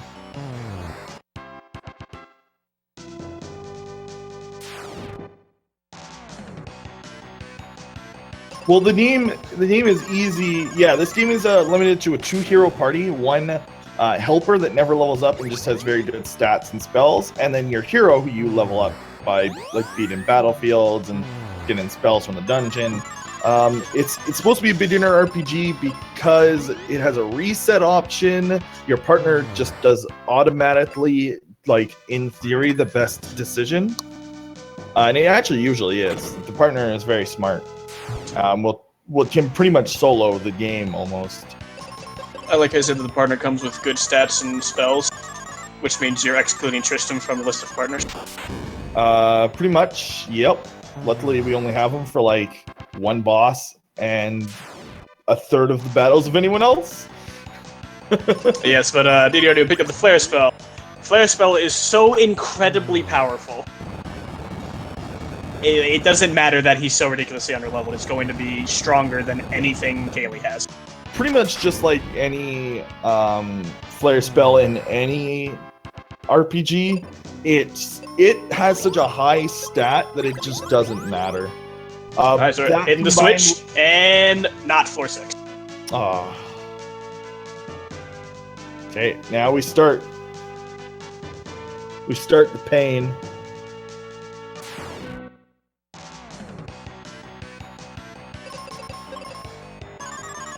Even Ruben is better than Tristram, and we like skip one of his times. Yeah. Ruben at least comes with the white spell, which is pretty nice. But he has no single target spell. White is always a multi-target. You cannot single target it. Same with Meteor and Flare. They are always multi-target. Flare, nuke, whatever you want to call it. Been playing a lot of F1 randomizer though. Thunder is the only wizard level spell that you can single target. Not on 5.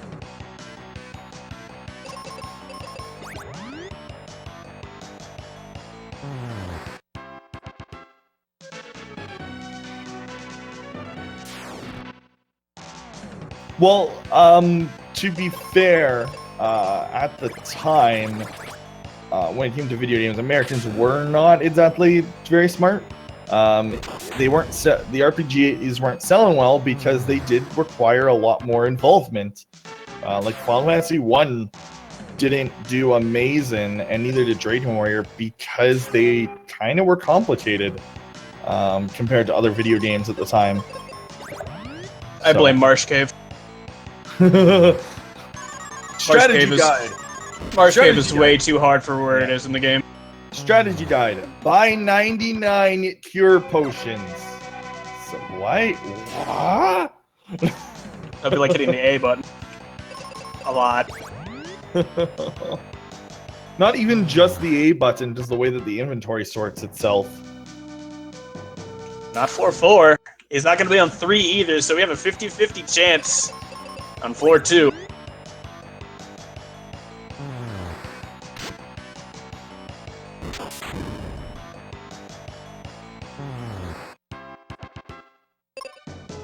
And now RPGs are more popular in the West than ever before, to the point where companies are porting their games as quickly as possible.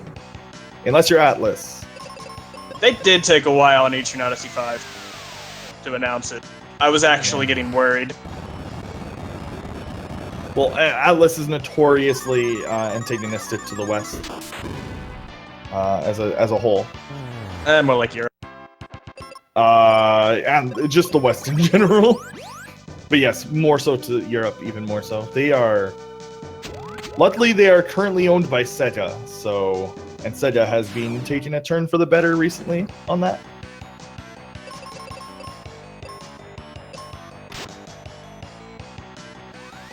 Oh, there are a lot of bad SNES RPGs. Let's not delude ourselves. There are as many gems as there are some atrocious ones out there. Floor 2 for DDRnoob. Oh. So now that we know where he is, we have to get to him, and then we have to get to his new location, because he's going to move. Yep.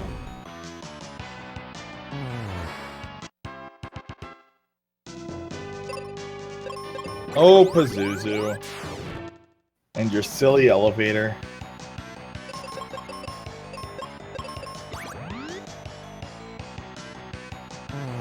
So if RPGChick is 4-6, this could be really interesting.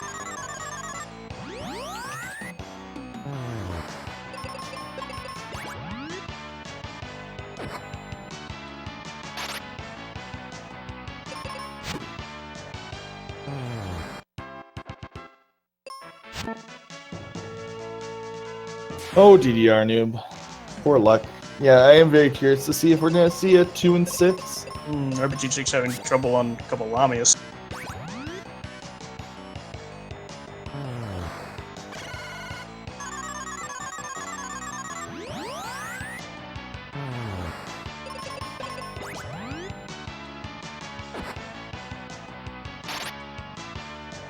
Nagas, yes, thank you. Bahamut Lagoon tournament when, actually. No, probably never. There's like 5 people who know what that game is. And like 2 speedrunners total. If that. I don't even know if there's 2.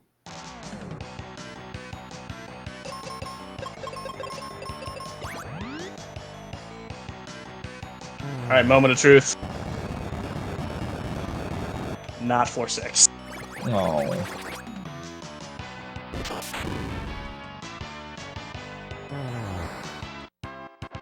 Let's go. Yeah, Pazuzu is kind of the kin of jerkbirds.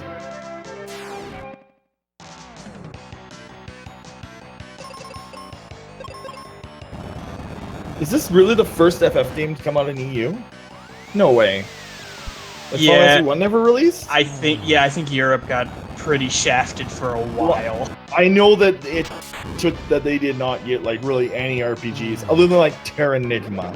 They got Terranigma though, and there's like, come on, man, that's some good stuff. Yeah, Terranigma was great, but they didn't get much.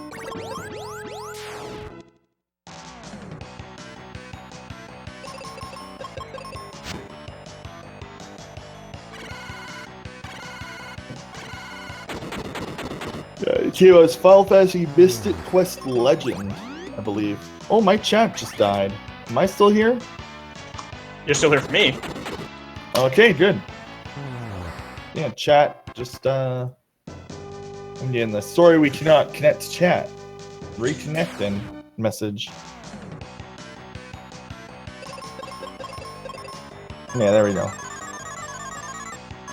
Yeah, there we go. Had to refresh.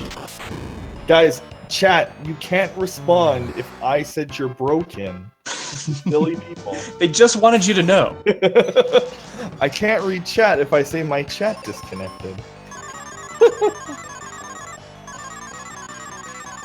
Also, I love how popular the Link to the Past tournament is, that people are checking to see when the next match is.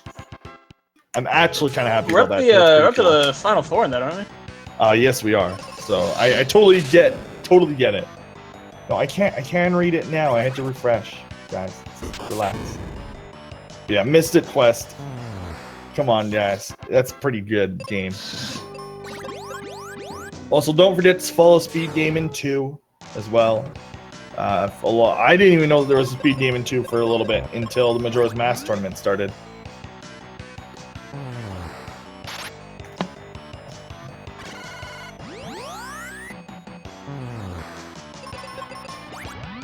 Mystic Quest Rando is a thing. I've never done one myself, but I've watched a couple. Those are fun. I remember watching it when it first started, and it could softlock during Behemoth.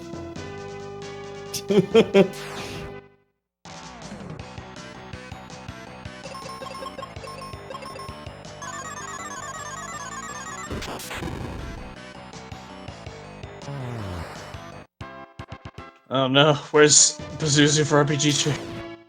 Oh.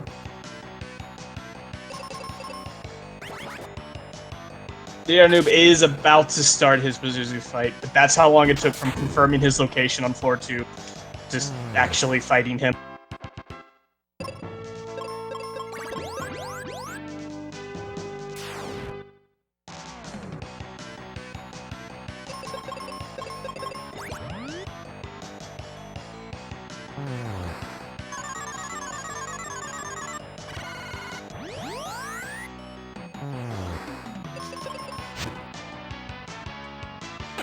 Every dungeon is Pazuzu, oh no.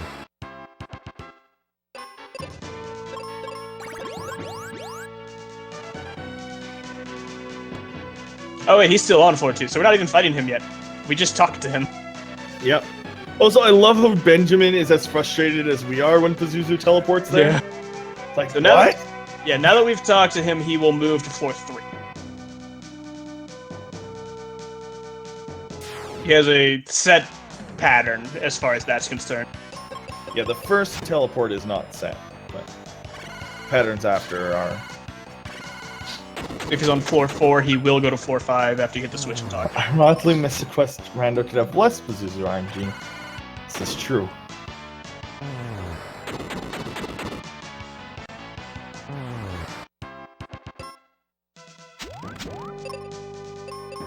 Now he's going to be starting the fight.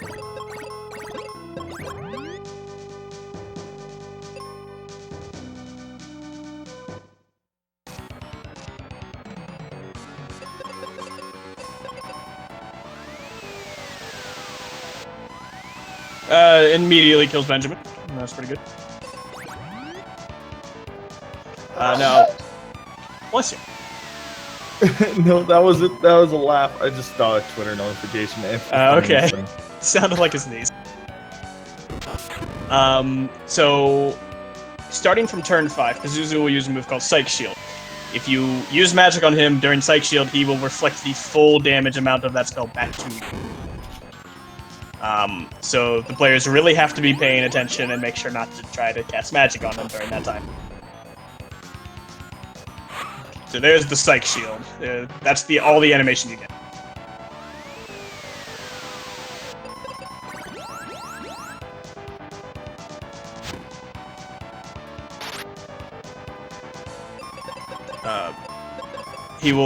He'll take a full turn in Psych Shield, and then the next turn after that he will lower it.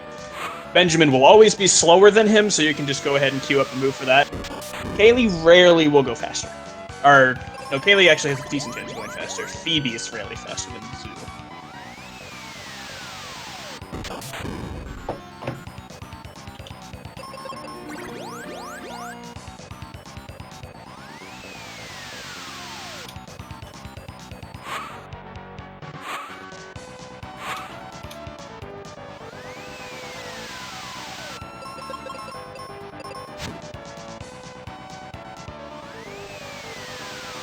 And all the music in this game is so good.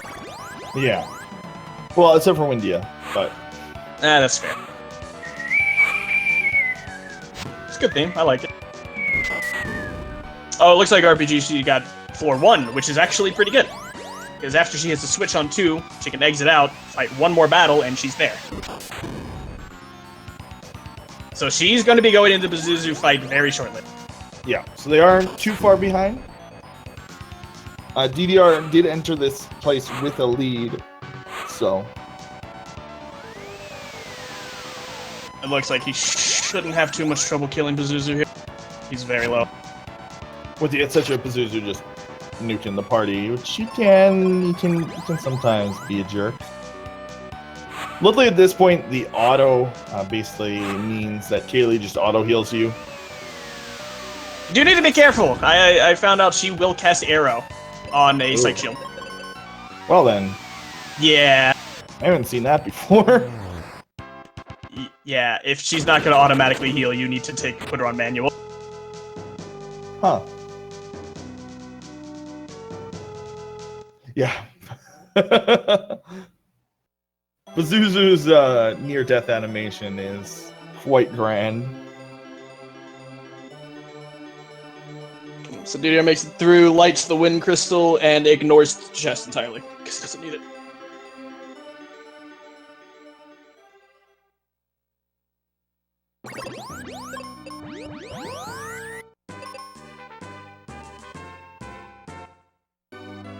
So now he's gonna go... Oh, yeah, there he goes. There he goes, yeah. He's gonna go to the inn, and if you're gonna manipulate your inventory again, it's gonna buy 0 cure potions.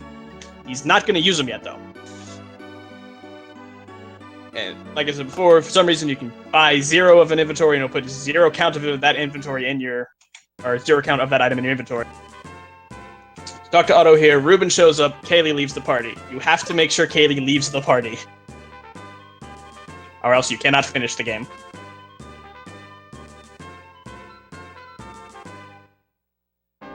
Now, Ruben to the party, we do a little dance, use the 0 amount of cure potions, and suddenly we have Thunder Rock.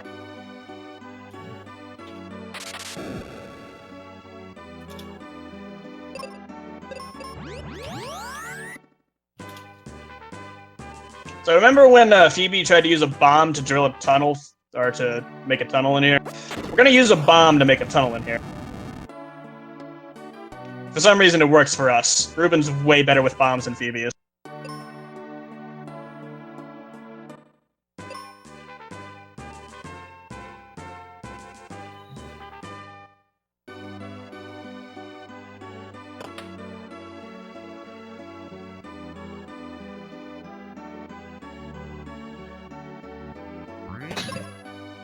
Oh.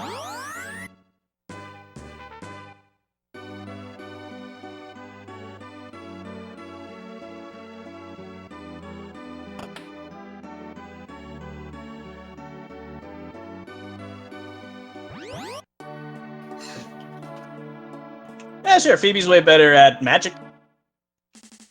Just not remembering to give you the cat's claw, or using bombs.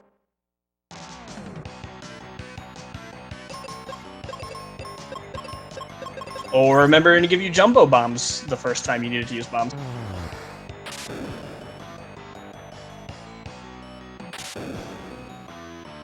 And RPGChick makes it through.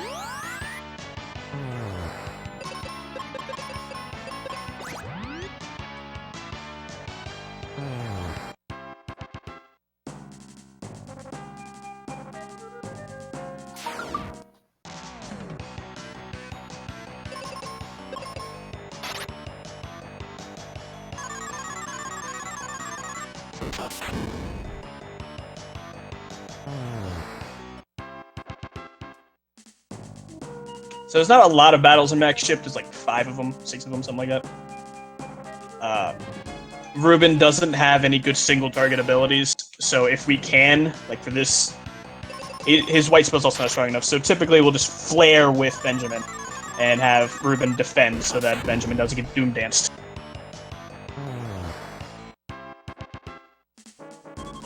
There is a formation with that Dullahan, is the Manticore Dullahan Beholder formation that is also in Pazuzu's tower. Ruben has no good way of handling that, so probably a lot of players are going to run away from that and try to get the 2 Dullahan.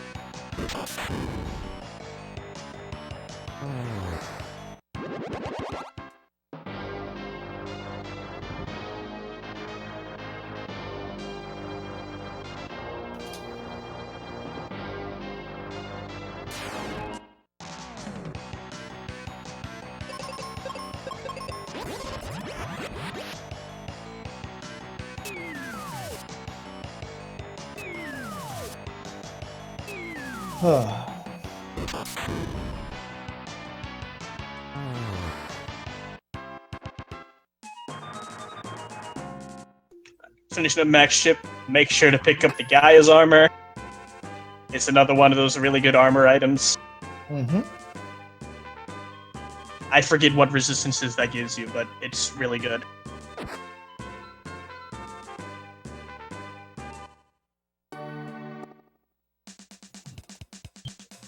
Leave Max Ship and Tristan threatens to even show his face in front of you.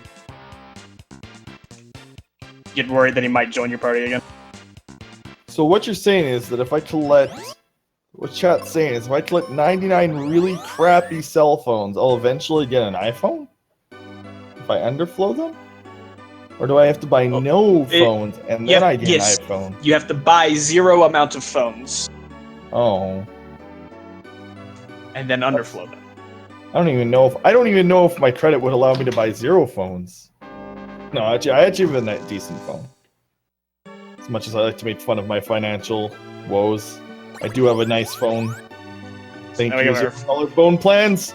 Our final party member, Phoebe. So our resistances are actually what they're supposed to be now. Yep. The resistances built for the end game we're finally at the end game. Unfortunately, we do not get a sub 2 hour time. With a floor 2, probably not. And here's that battle I was talking about, the Manticore, Dullahan, and Behold. There's not a very good way to handle this fight, because Ruben only has the white spell.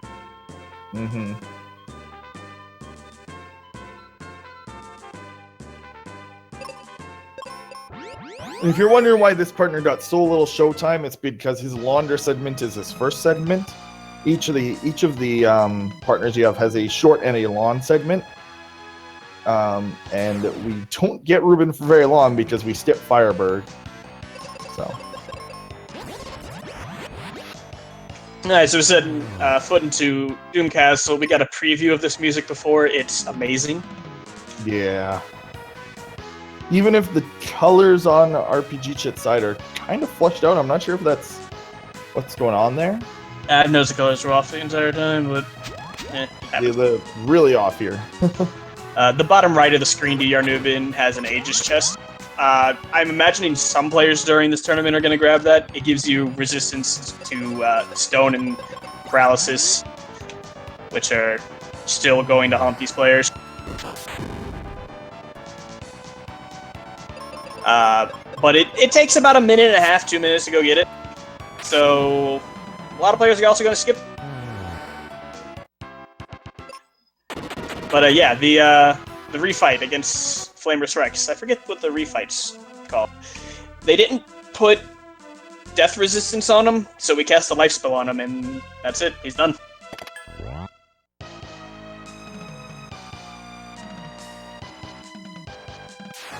Skull Restricts, thank you.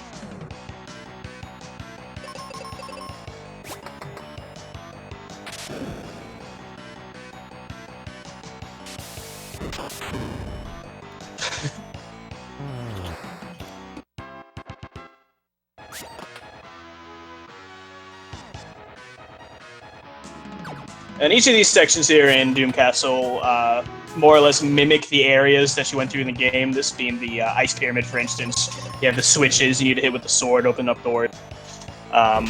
Which you didn't actually see too much of during the Ice Pyramid. A couple times. And then there'll be a refight against the Crystal Boss from each section.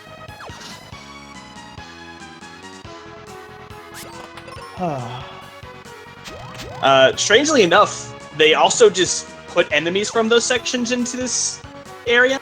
So a lot of times you'll get a first strike because you're such a higher level than them.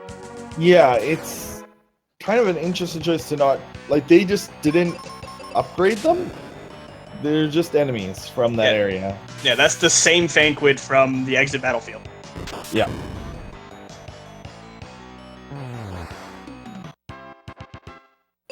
Possibly because this game actually does have a lot of, like, having 3 save files is quite a big drain on earlier games' tarts. So, like, the fact that this game has 3 saves, and I know it's because it has like an additional memory chip inside the tart to allow for that. But the fact that it has that, and the game is fairly long, it has a lot of sprites. This game probably just didn't have enough light space to throw in like double enemies for the late game. Yeah, I'm actually not sure if it's level or maybe like their speed that determines first strike or not. But it's definitely tied to level. 3 save anywhere saves, which, I mean, saving anywhere is harder for a game to do. At least these earlier games. And then, like, yeah, it's also, I'm pretty sure like some of this dungeon is weird, having that stupid square there that you have to like walk around. So this dungeon is silly.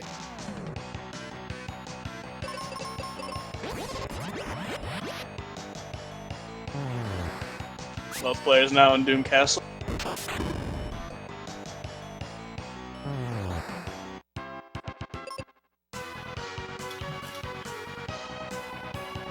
Alright, so coming up on the Ice Golem refight, the Stone Golem, they also didn't give him death resistance.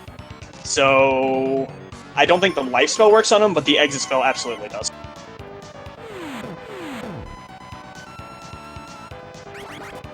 If Benjamin were alive. Give up? Yes. That is... Why even live? Somebody needs to make a Frankenface emote. Oh man! Doom Dance again! Oh my goodness. Please, somebody get on that. Make a give up yes Frankenface emote. Just of that screen. This Stone Golem is trolling. Wow! Confused? Well, luckily we don't need her spell. That's the one we need. Yay. It's not that Cerberus can't troll you. Or Cerebuses.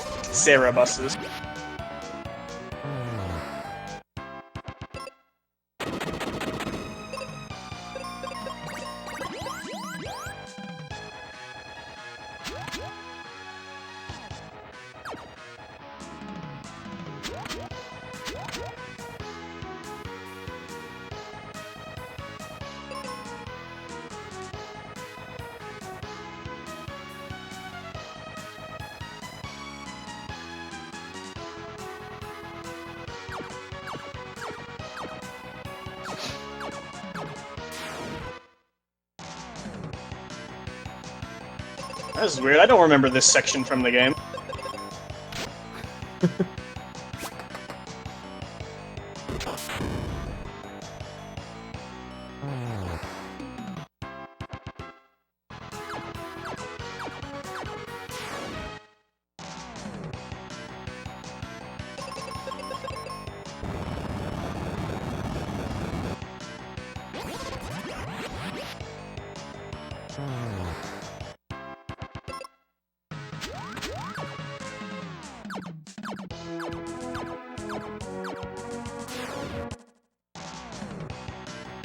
Most of the nasty fights in this section are going to involve the Cerberuses.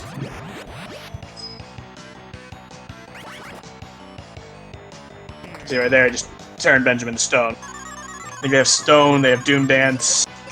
Yeah, that's basically all you need. Both characters are susceptible to that.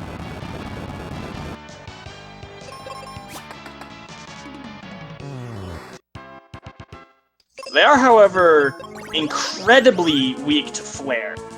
A flare will take out a group of 3 Cerberuses by itself.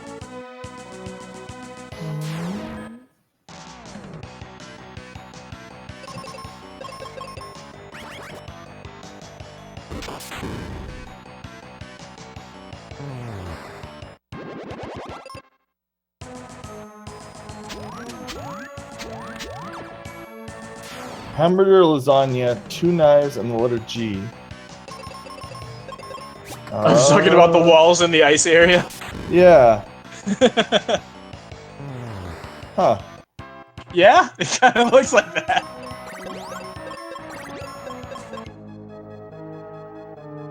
It is kind of weird that most of this dungeon is like duplicates from the other part of the game, but then just the part DDRnoob's in.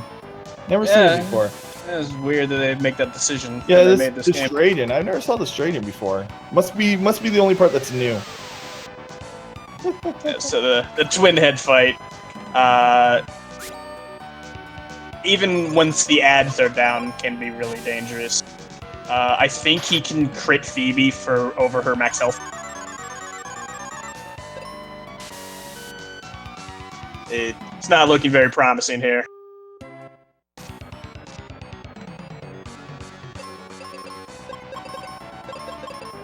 And that's something just so I know TheRPGChick did. There is another glitch in this game whenever you restart a battle. Let's say you had the claw equipped going into the battle. You restart the battle, claws give +5 magic. When you restart the battle, it doesn't give you that stat bonus, so you have to switch off of the weapon and back onto it to get that magic bonus again.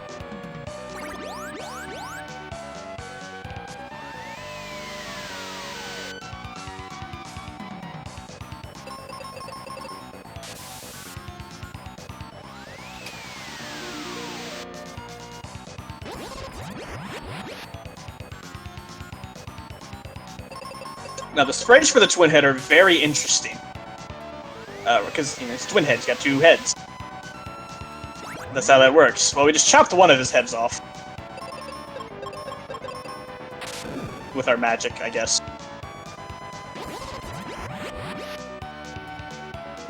And now the other head's just gone. It never existed. To be fair, it looks like one of his wings are gone too, sort of. The angel. I know it's behind him, but yeah, we definitely chopped off one of his heads. And he gets stronger. Freaking RPG logic.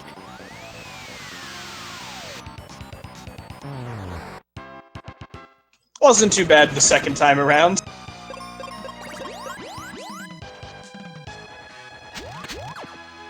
Like I said, he has any number of ways to just keep you there forever.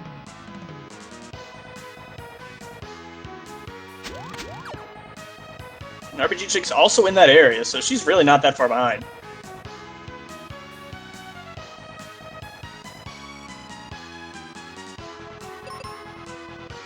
And then we go into the Pazuzu re-skinned area. Full of Cerberuses and Dullahans and ninjas that explode on you for some reason.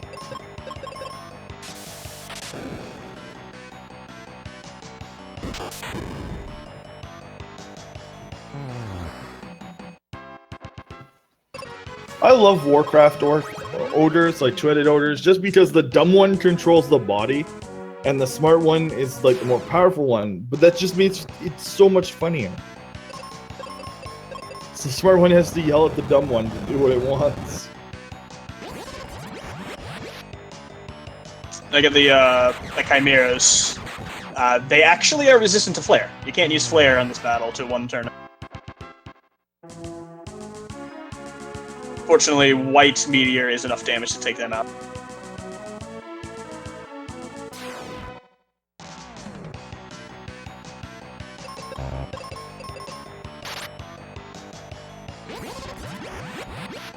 Yeah, the bit. Remember that like she does lose like a minute on her timer, or no, she gains a minute on her timer to her actual PB because the race starts earlier timer wise. I believe they both end at the same point though, right? No, I think she started as soon as she hit start on. No, yeah, I know. She started when she started in game, so she gained some time. Like so. I thought that was how you timed it. That's how I've always timed it. Well, the leaderboards time it differently, don't they? I'm pretty sure timing is on name select and ends when the damage for the final hit shows up on Dark King. I know. So for this tournament, I believe it's when the animation starts. I'm not sure if that ever got verified. Okay. If we're doing damage display or animation. We should probably find that out. Probably on animation, as it's easier to actually know. But true, it's just not the way that the leaderboards do it. It's not that big of a difference, but it could make a difference. True. It's like 1 second difference. Actually, a little bit longer, like 3 seconds, because he changed. Yeah, it's like 3 second difference. Because he goes blah and then bleh. Yeah.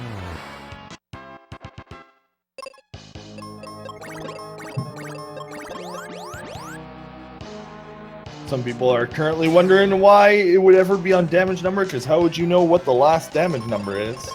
Oh, well, I'll explain that when we get there. Yeah, we'll explain that when we get there. We know exactly what's going on in that fight. Oh, Mystic Quest speedruns.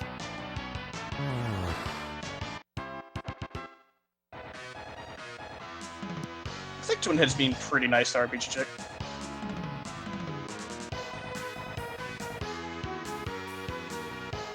Should be one more hit.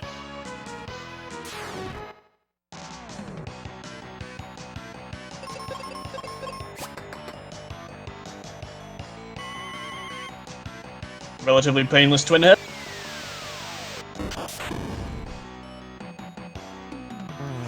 But now we have the final Jerkbird. The Pazuzu refight.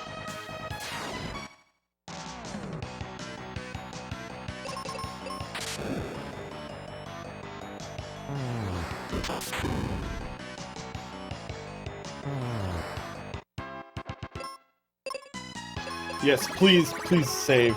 The Dark King is an interesting fight, so don't spoil. Otherwise, you are the RPG Jerkbird.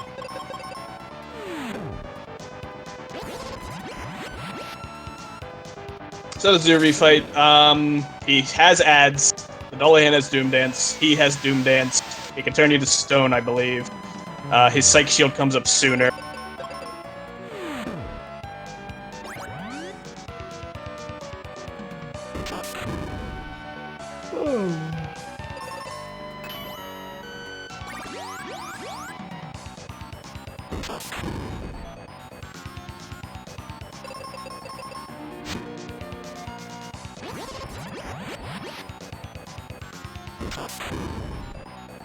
Undertale intensifies.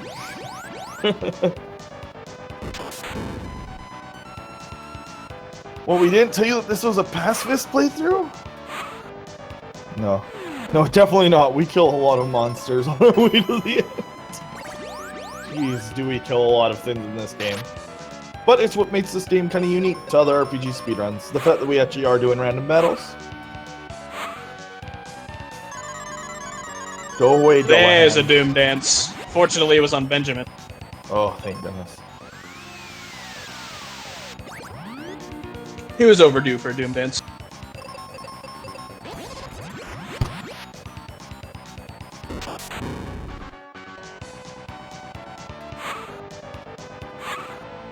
Psych shield went up, but he's probably just going to attack him, and it'll be enough.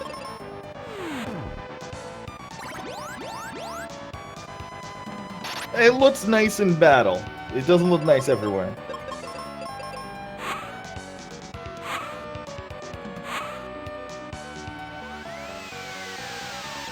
Zoo was very cooperative today.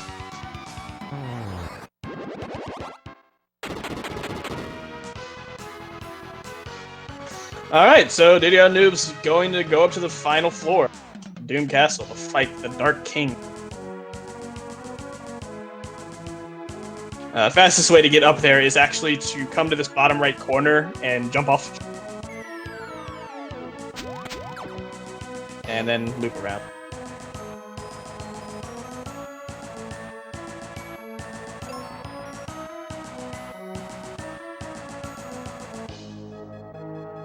TheRPGChick with 0 bombs.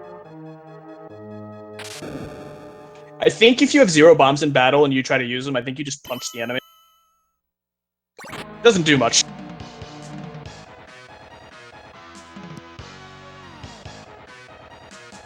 So I think I'm just gonna let this happen and then I'll explain it afterwards.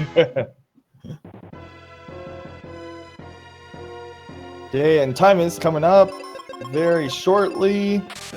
And turns out Benjamin was the strongest character all along. There we go. That's a lot of damage. Oh, Phoebe, what are you doing? What are you healing him for?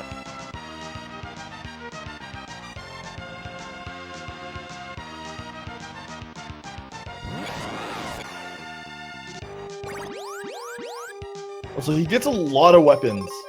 Yes, yes he does. How would he even use a bow with one hand?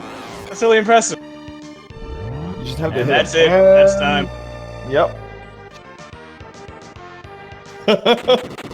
So, TheRPGChick taking the match. Alright, so the way that battle happens. Why is heal making damage?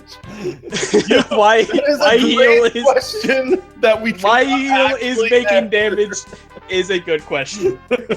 Also, the cutscene still has the clouds. Yes, yes it does. Another thing that happens during this Great. cutscene is when you go to visit Ruben, Tristram is just sitting there. I don't think that's normal. Like, literally the scene before it, Benjamin asks where Tristram is. So, okay, so what happens during that fight? The Dark King has 40,000 HP. This is a 16-bit game.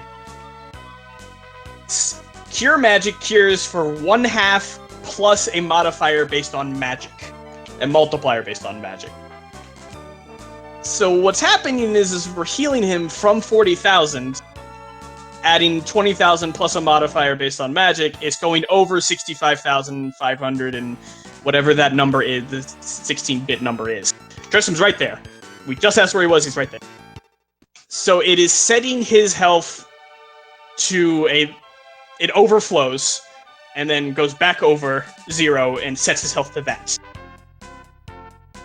65, yes, there's the number. Thank you very much. 65,535. The specific strat we use is Benjamin heals, Phoebe heals, Benjamin heals 2 more times. Or cure magic, more specifically. Heal is a different spell entirely. If he were level 24, he'd have to actually change his strategy.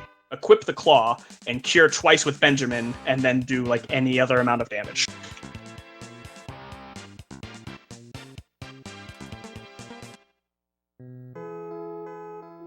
Yeah, if you've seen a which speedrun is it? It's at GDQ coming up. Chrono Trigger has a very similar glitch. You overflow a few of the late game bosses and all bosses, as well as I believe any %. You just overflow their HP with elixirs. That is they fall over and die because they heal too much.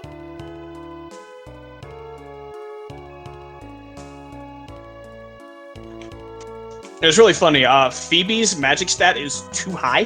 Her magic stat's 99. She double overflows his health, and like no matter what, she heals him. It's really funny. Yes. Why is heal doing damage? Still a great answer. Why is heal making damage? Why heal is making damage?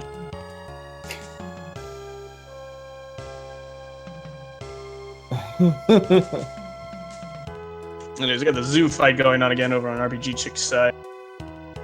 He just tried to use Psych Shield. That is another bug in this game. Only exists in this version of it. The Japanese version actually fixed it. Wow, Phoebe almost died. And then Phoebe did die from Doom Dance, so this fight's over. What was I saying? I forgot what I was saying. Before Phoebe just got destroyed.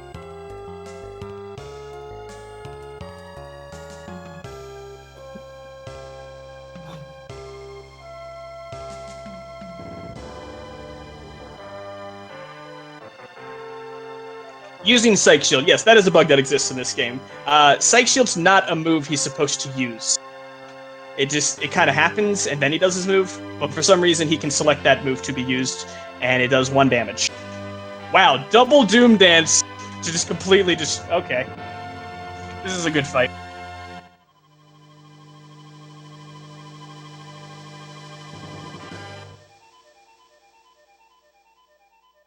The thing is you cannot have instant death resistance. I don't think there's any armor in the game that gives it to you. So even casually, that would just happen, and there's nothing you can do about it.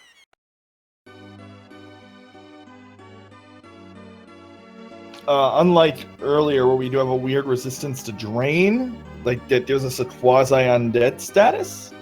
Because that's usually what drain does. It usually reverses the drain effect.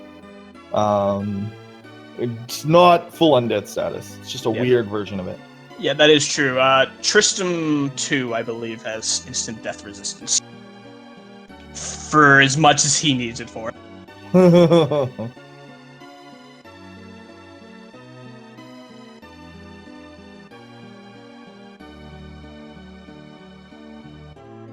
That would be pretty cool strats if, like, we used Phoebe's resistance for the majority of the game and then took somebody else's. That would have been cool, but unfortunately Phoebe's stats are too good. Yeah, I was actually thinking about that when I was playing yesterday, because Kaylee has Petrification resistance, and that would be very useful against a lot of the fights. However, that's the only thing she has. So I got to Gidra, and he just paralyzed her immediately, and she was stuck like that the entire fight. Oh, another Doom Dance. We have a Zoo Infinite going on here. Oh, Zoo. Like, and this isn't even her fault. It's 100% the game just trolling her.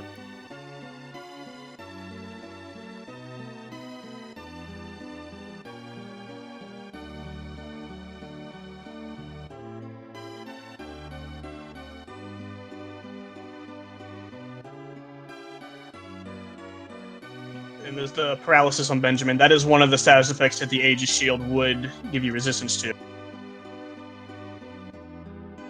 But it is a little bit out of the way.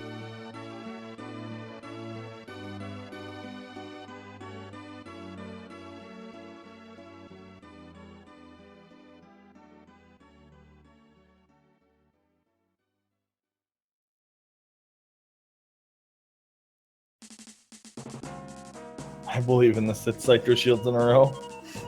Use Psycho Shield. Continue on with turn. Hurricane on Phoebe's a good move. She has wind resistance.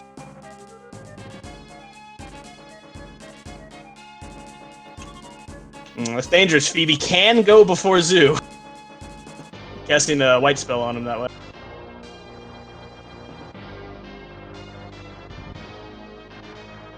I think I was doing a Mystic Monday race, and I was like, "Hey, can Phoebe go before Zoo?" Because I didn't know, and they're like, "No, she typically goes second." So I used White, and she died immediately. I was like, "Thanks, guys."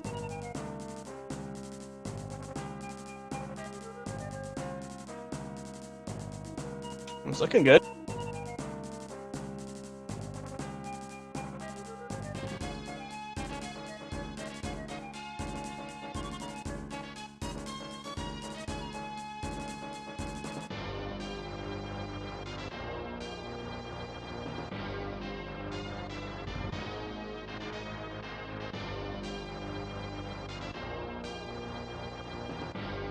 Yeah, there we go. Got through that, and now it's just a climb up to the Dark King.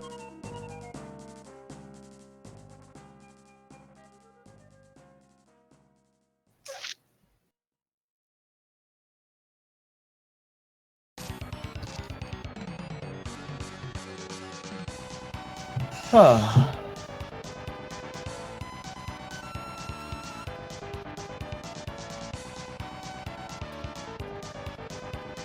It looks like we're about to have DDRnoob in here with us. Oh yeah, interviews.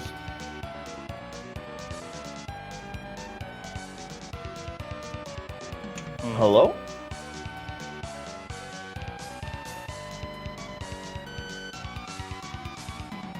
Give me 1 sec. Okay.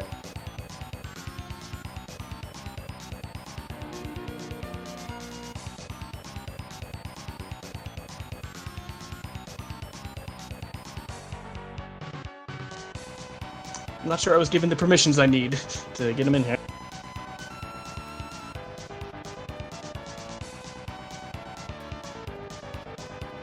There we go, he's in here now. And he's gone. Rip.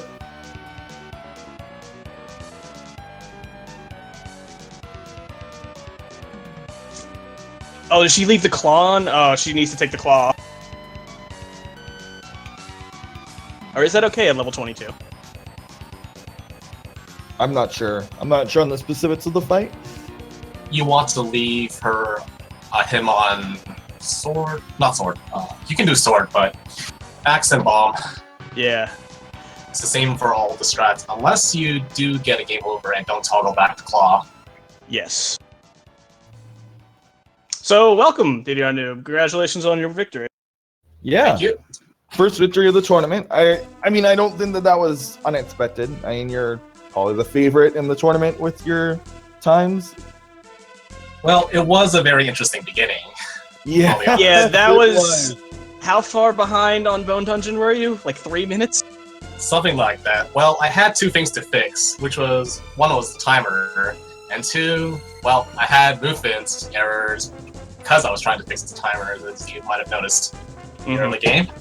And then I got pretty unlucky with the Minotaur zombie fight. I got confused, and I think one of the guys blinded Benjamin, so I had to do a tricky strat of lifing him on the first turn, and I forgot about that when I died to the flame rest, so Yeah. I ran out of life there. Yeah, I remember seeing that. I was like, oh, he has to life right away. Yeah. And that's... Yeah, It's that because was- there was no other chance to heal the blind status other than in battle. Right. Yeah, dying to Because- flame rats. That was like that was the last round also, wasn't it? Yeah, the second round, I got very lucky that you sleep 3 times out of 4. Yeah.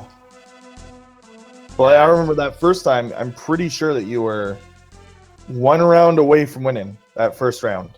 I did miss a lot of attacks, though. I missed 3 cures, so that was a Yeah. pretty unfortunate fight there, too. Now, despite the fact that you had floored 2, it seems like a lot of the bosses near the endgame were cooperating with you very well. Well, that's because my Benjamin's been a higher level because of Floor 2, so naturally a few of the fights went smoother, and Benjamin has an easier time going first in the opening rounds. I guess that makes sense. With Twin Head, I made a mistake because I accidentally attacked with Phoebe. I was supposed to use White there, and, well, it didn't work out anyways. I died, so Mm-hmm. at least that worked out. Mm-hmm. But yeah, now that we are done, I assume that there's more on the schedule. The net, you can type in !MQ if somebody is already done. You can see the schedule. I think it's the only Mystic Quest match today. Yeah. You see the Brad, and yeah, the MQ is now being fixed up. Thanks to Fiesel. I had a temporary one in there for people as they were asking. But now we have the VODs, we have the match schedule, etc. So you'll be able to watch all the matches that you miss as well. We are still in the group stages, and then there will be a tournament. I believe it's 2 from each group stage will be going into the bracket.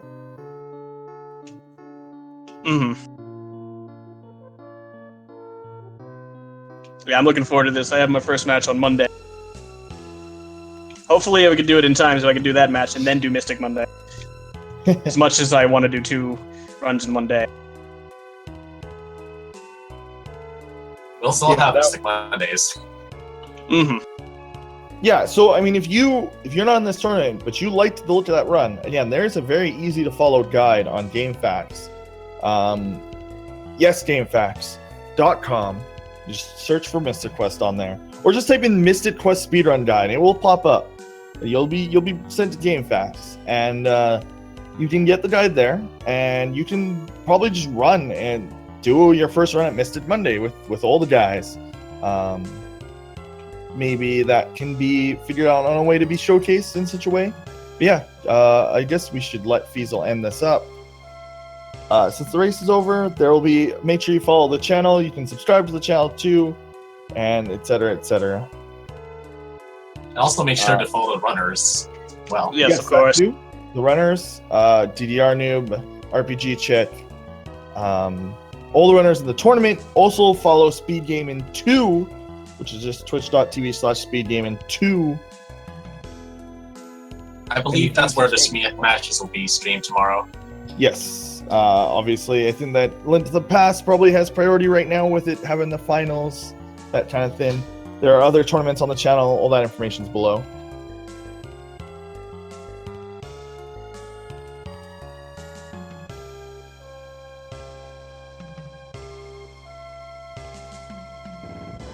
Oh, apparently there's a Zelda 1 thing coming up in 30 minutes, and that sounds awesome.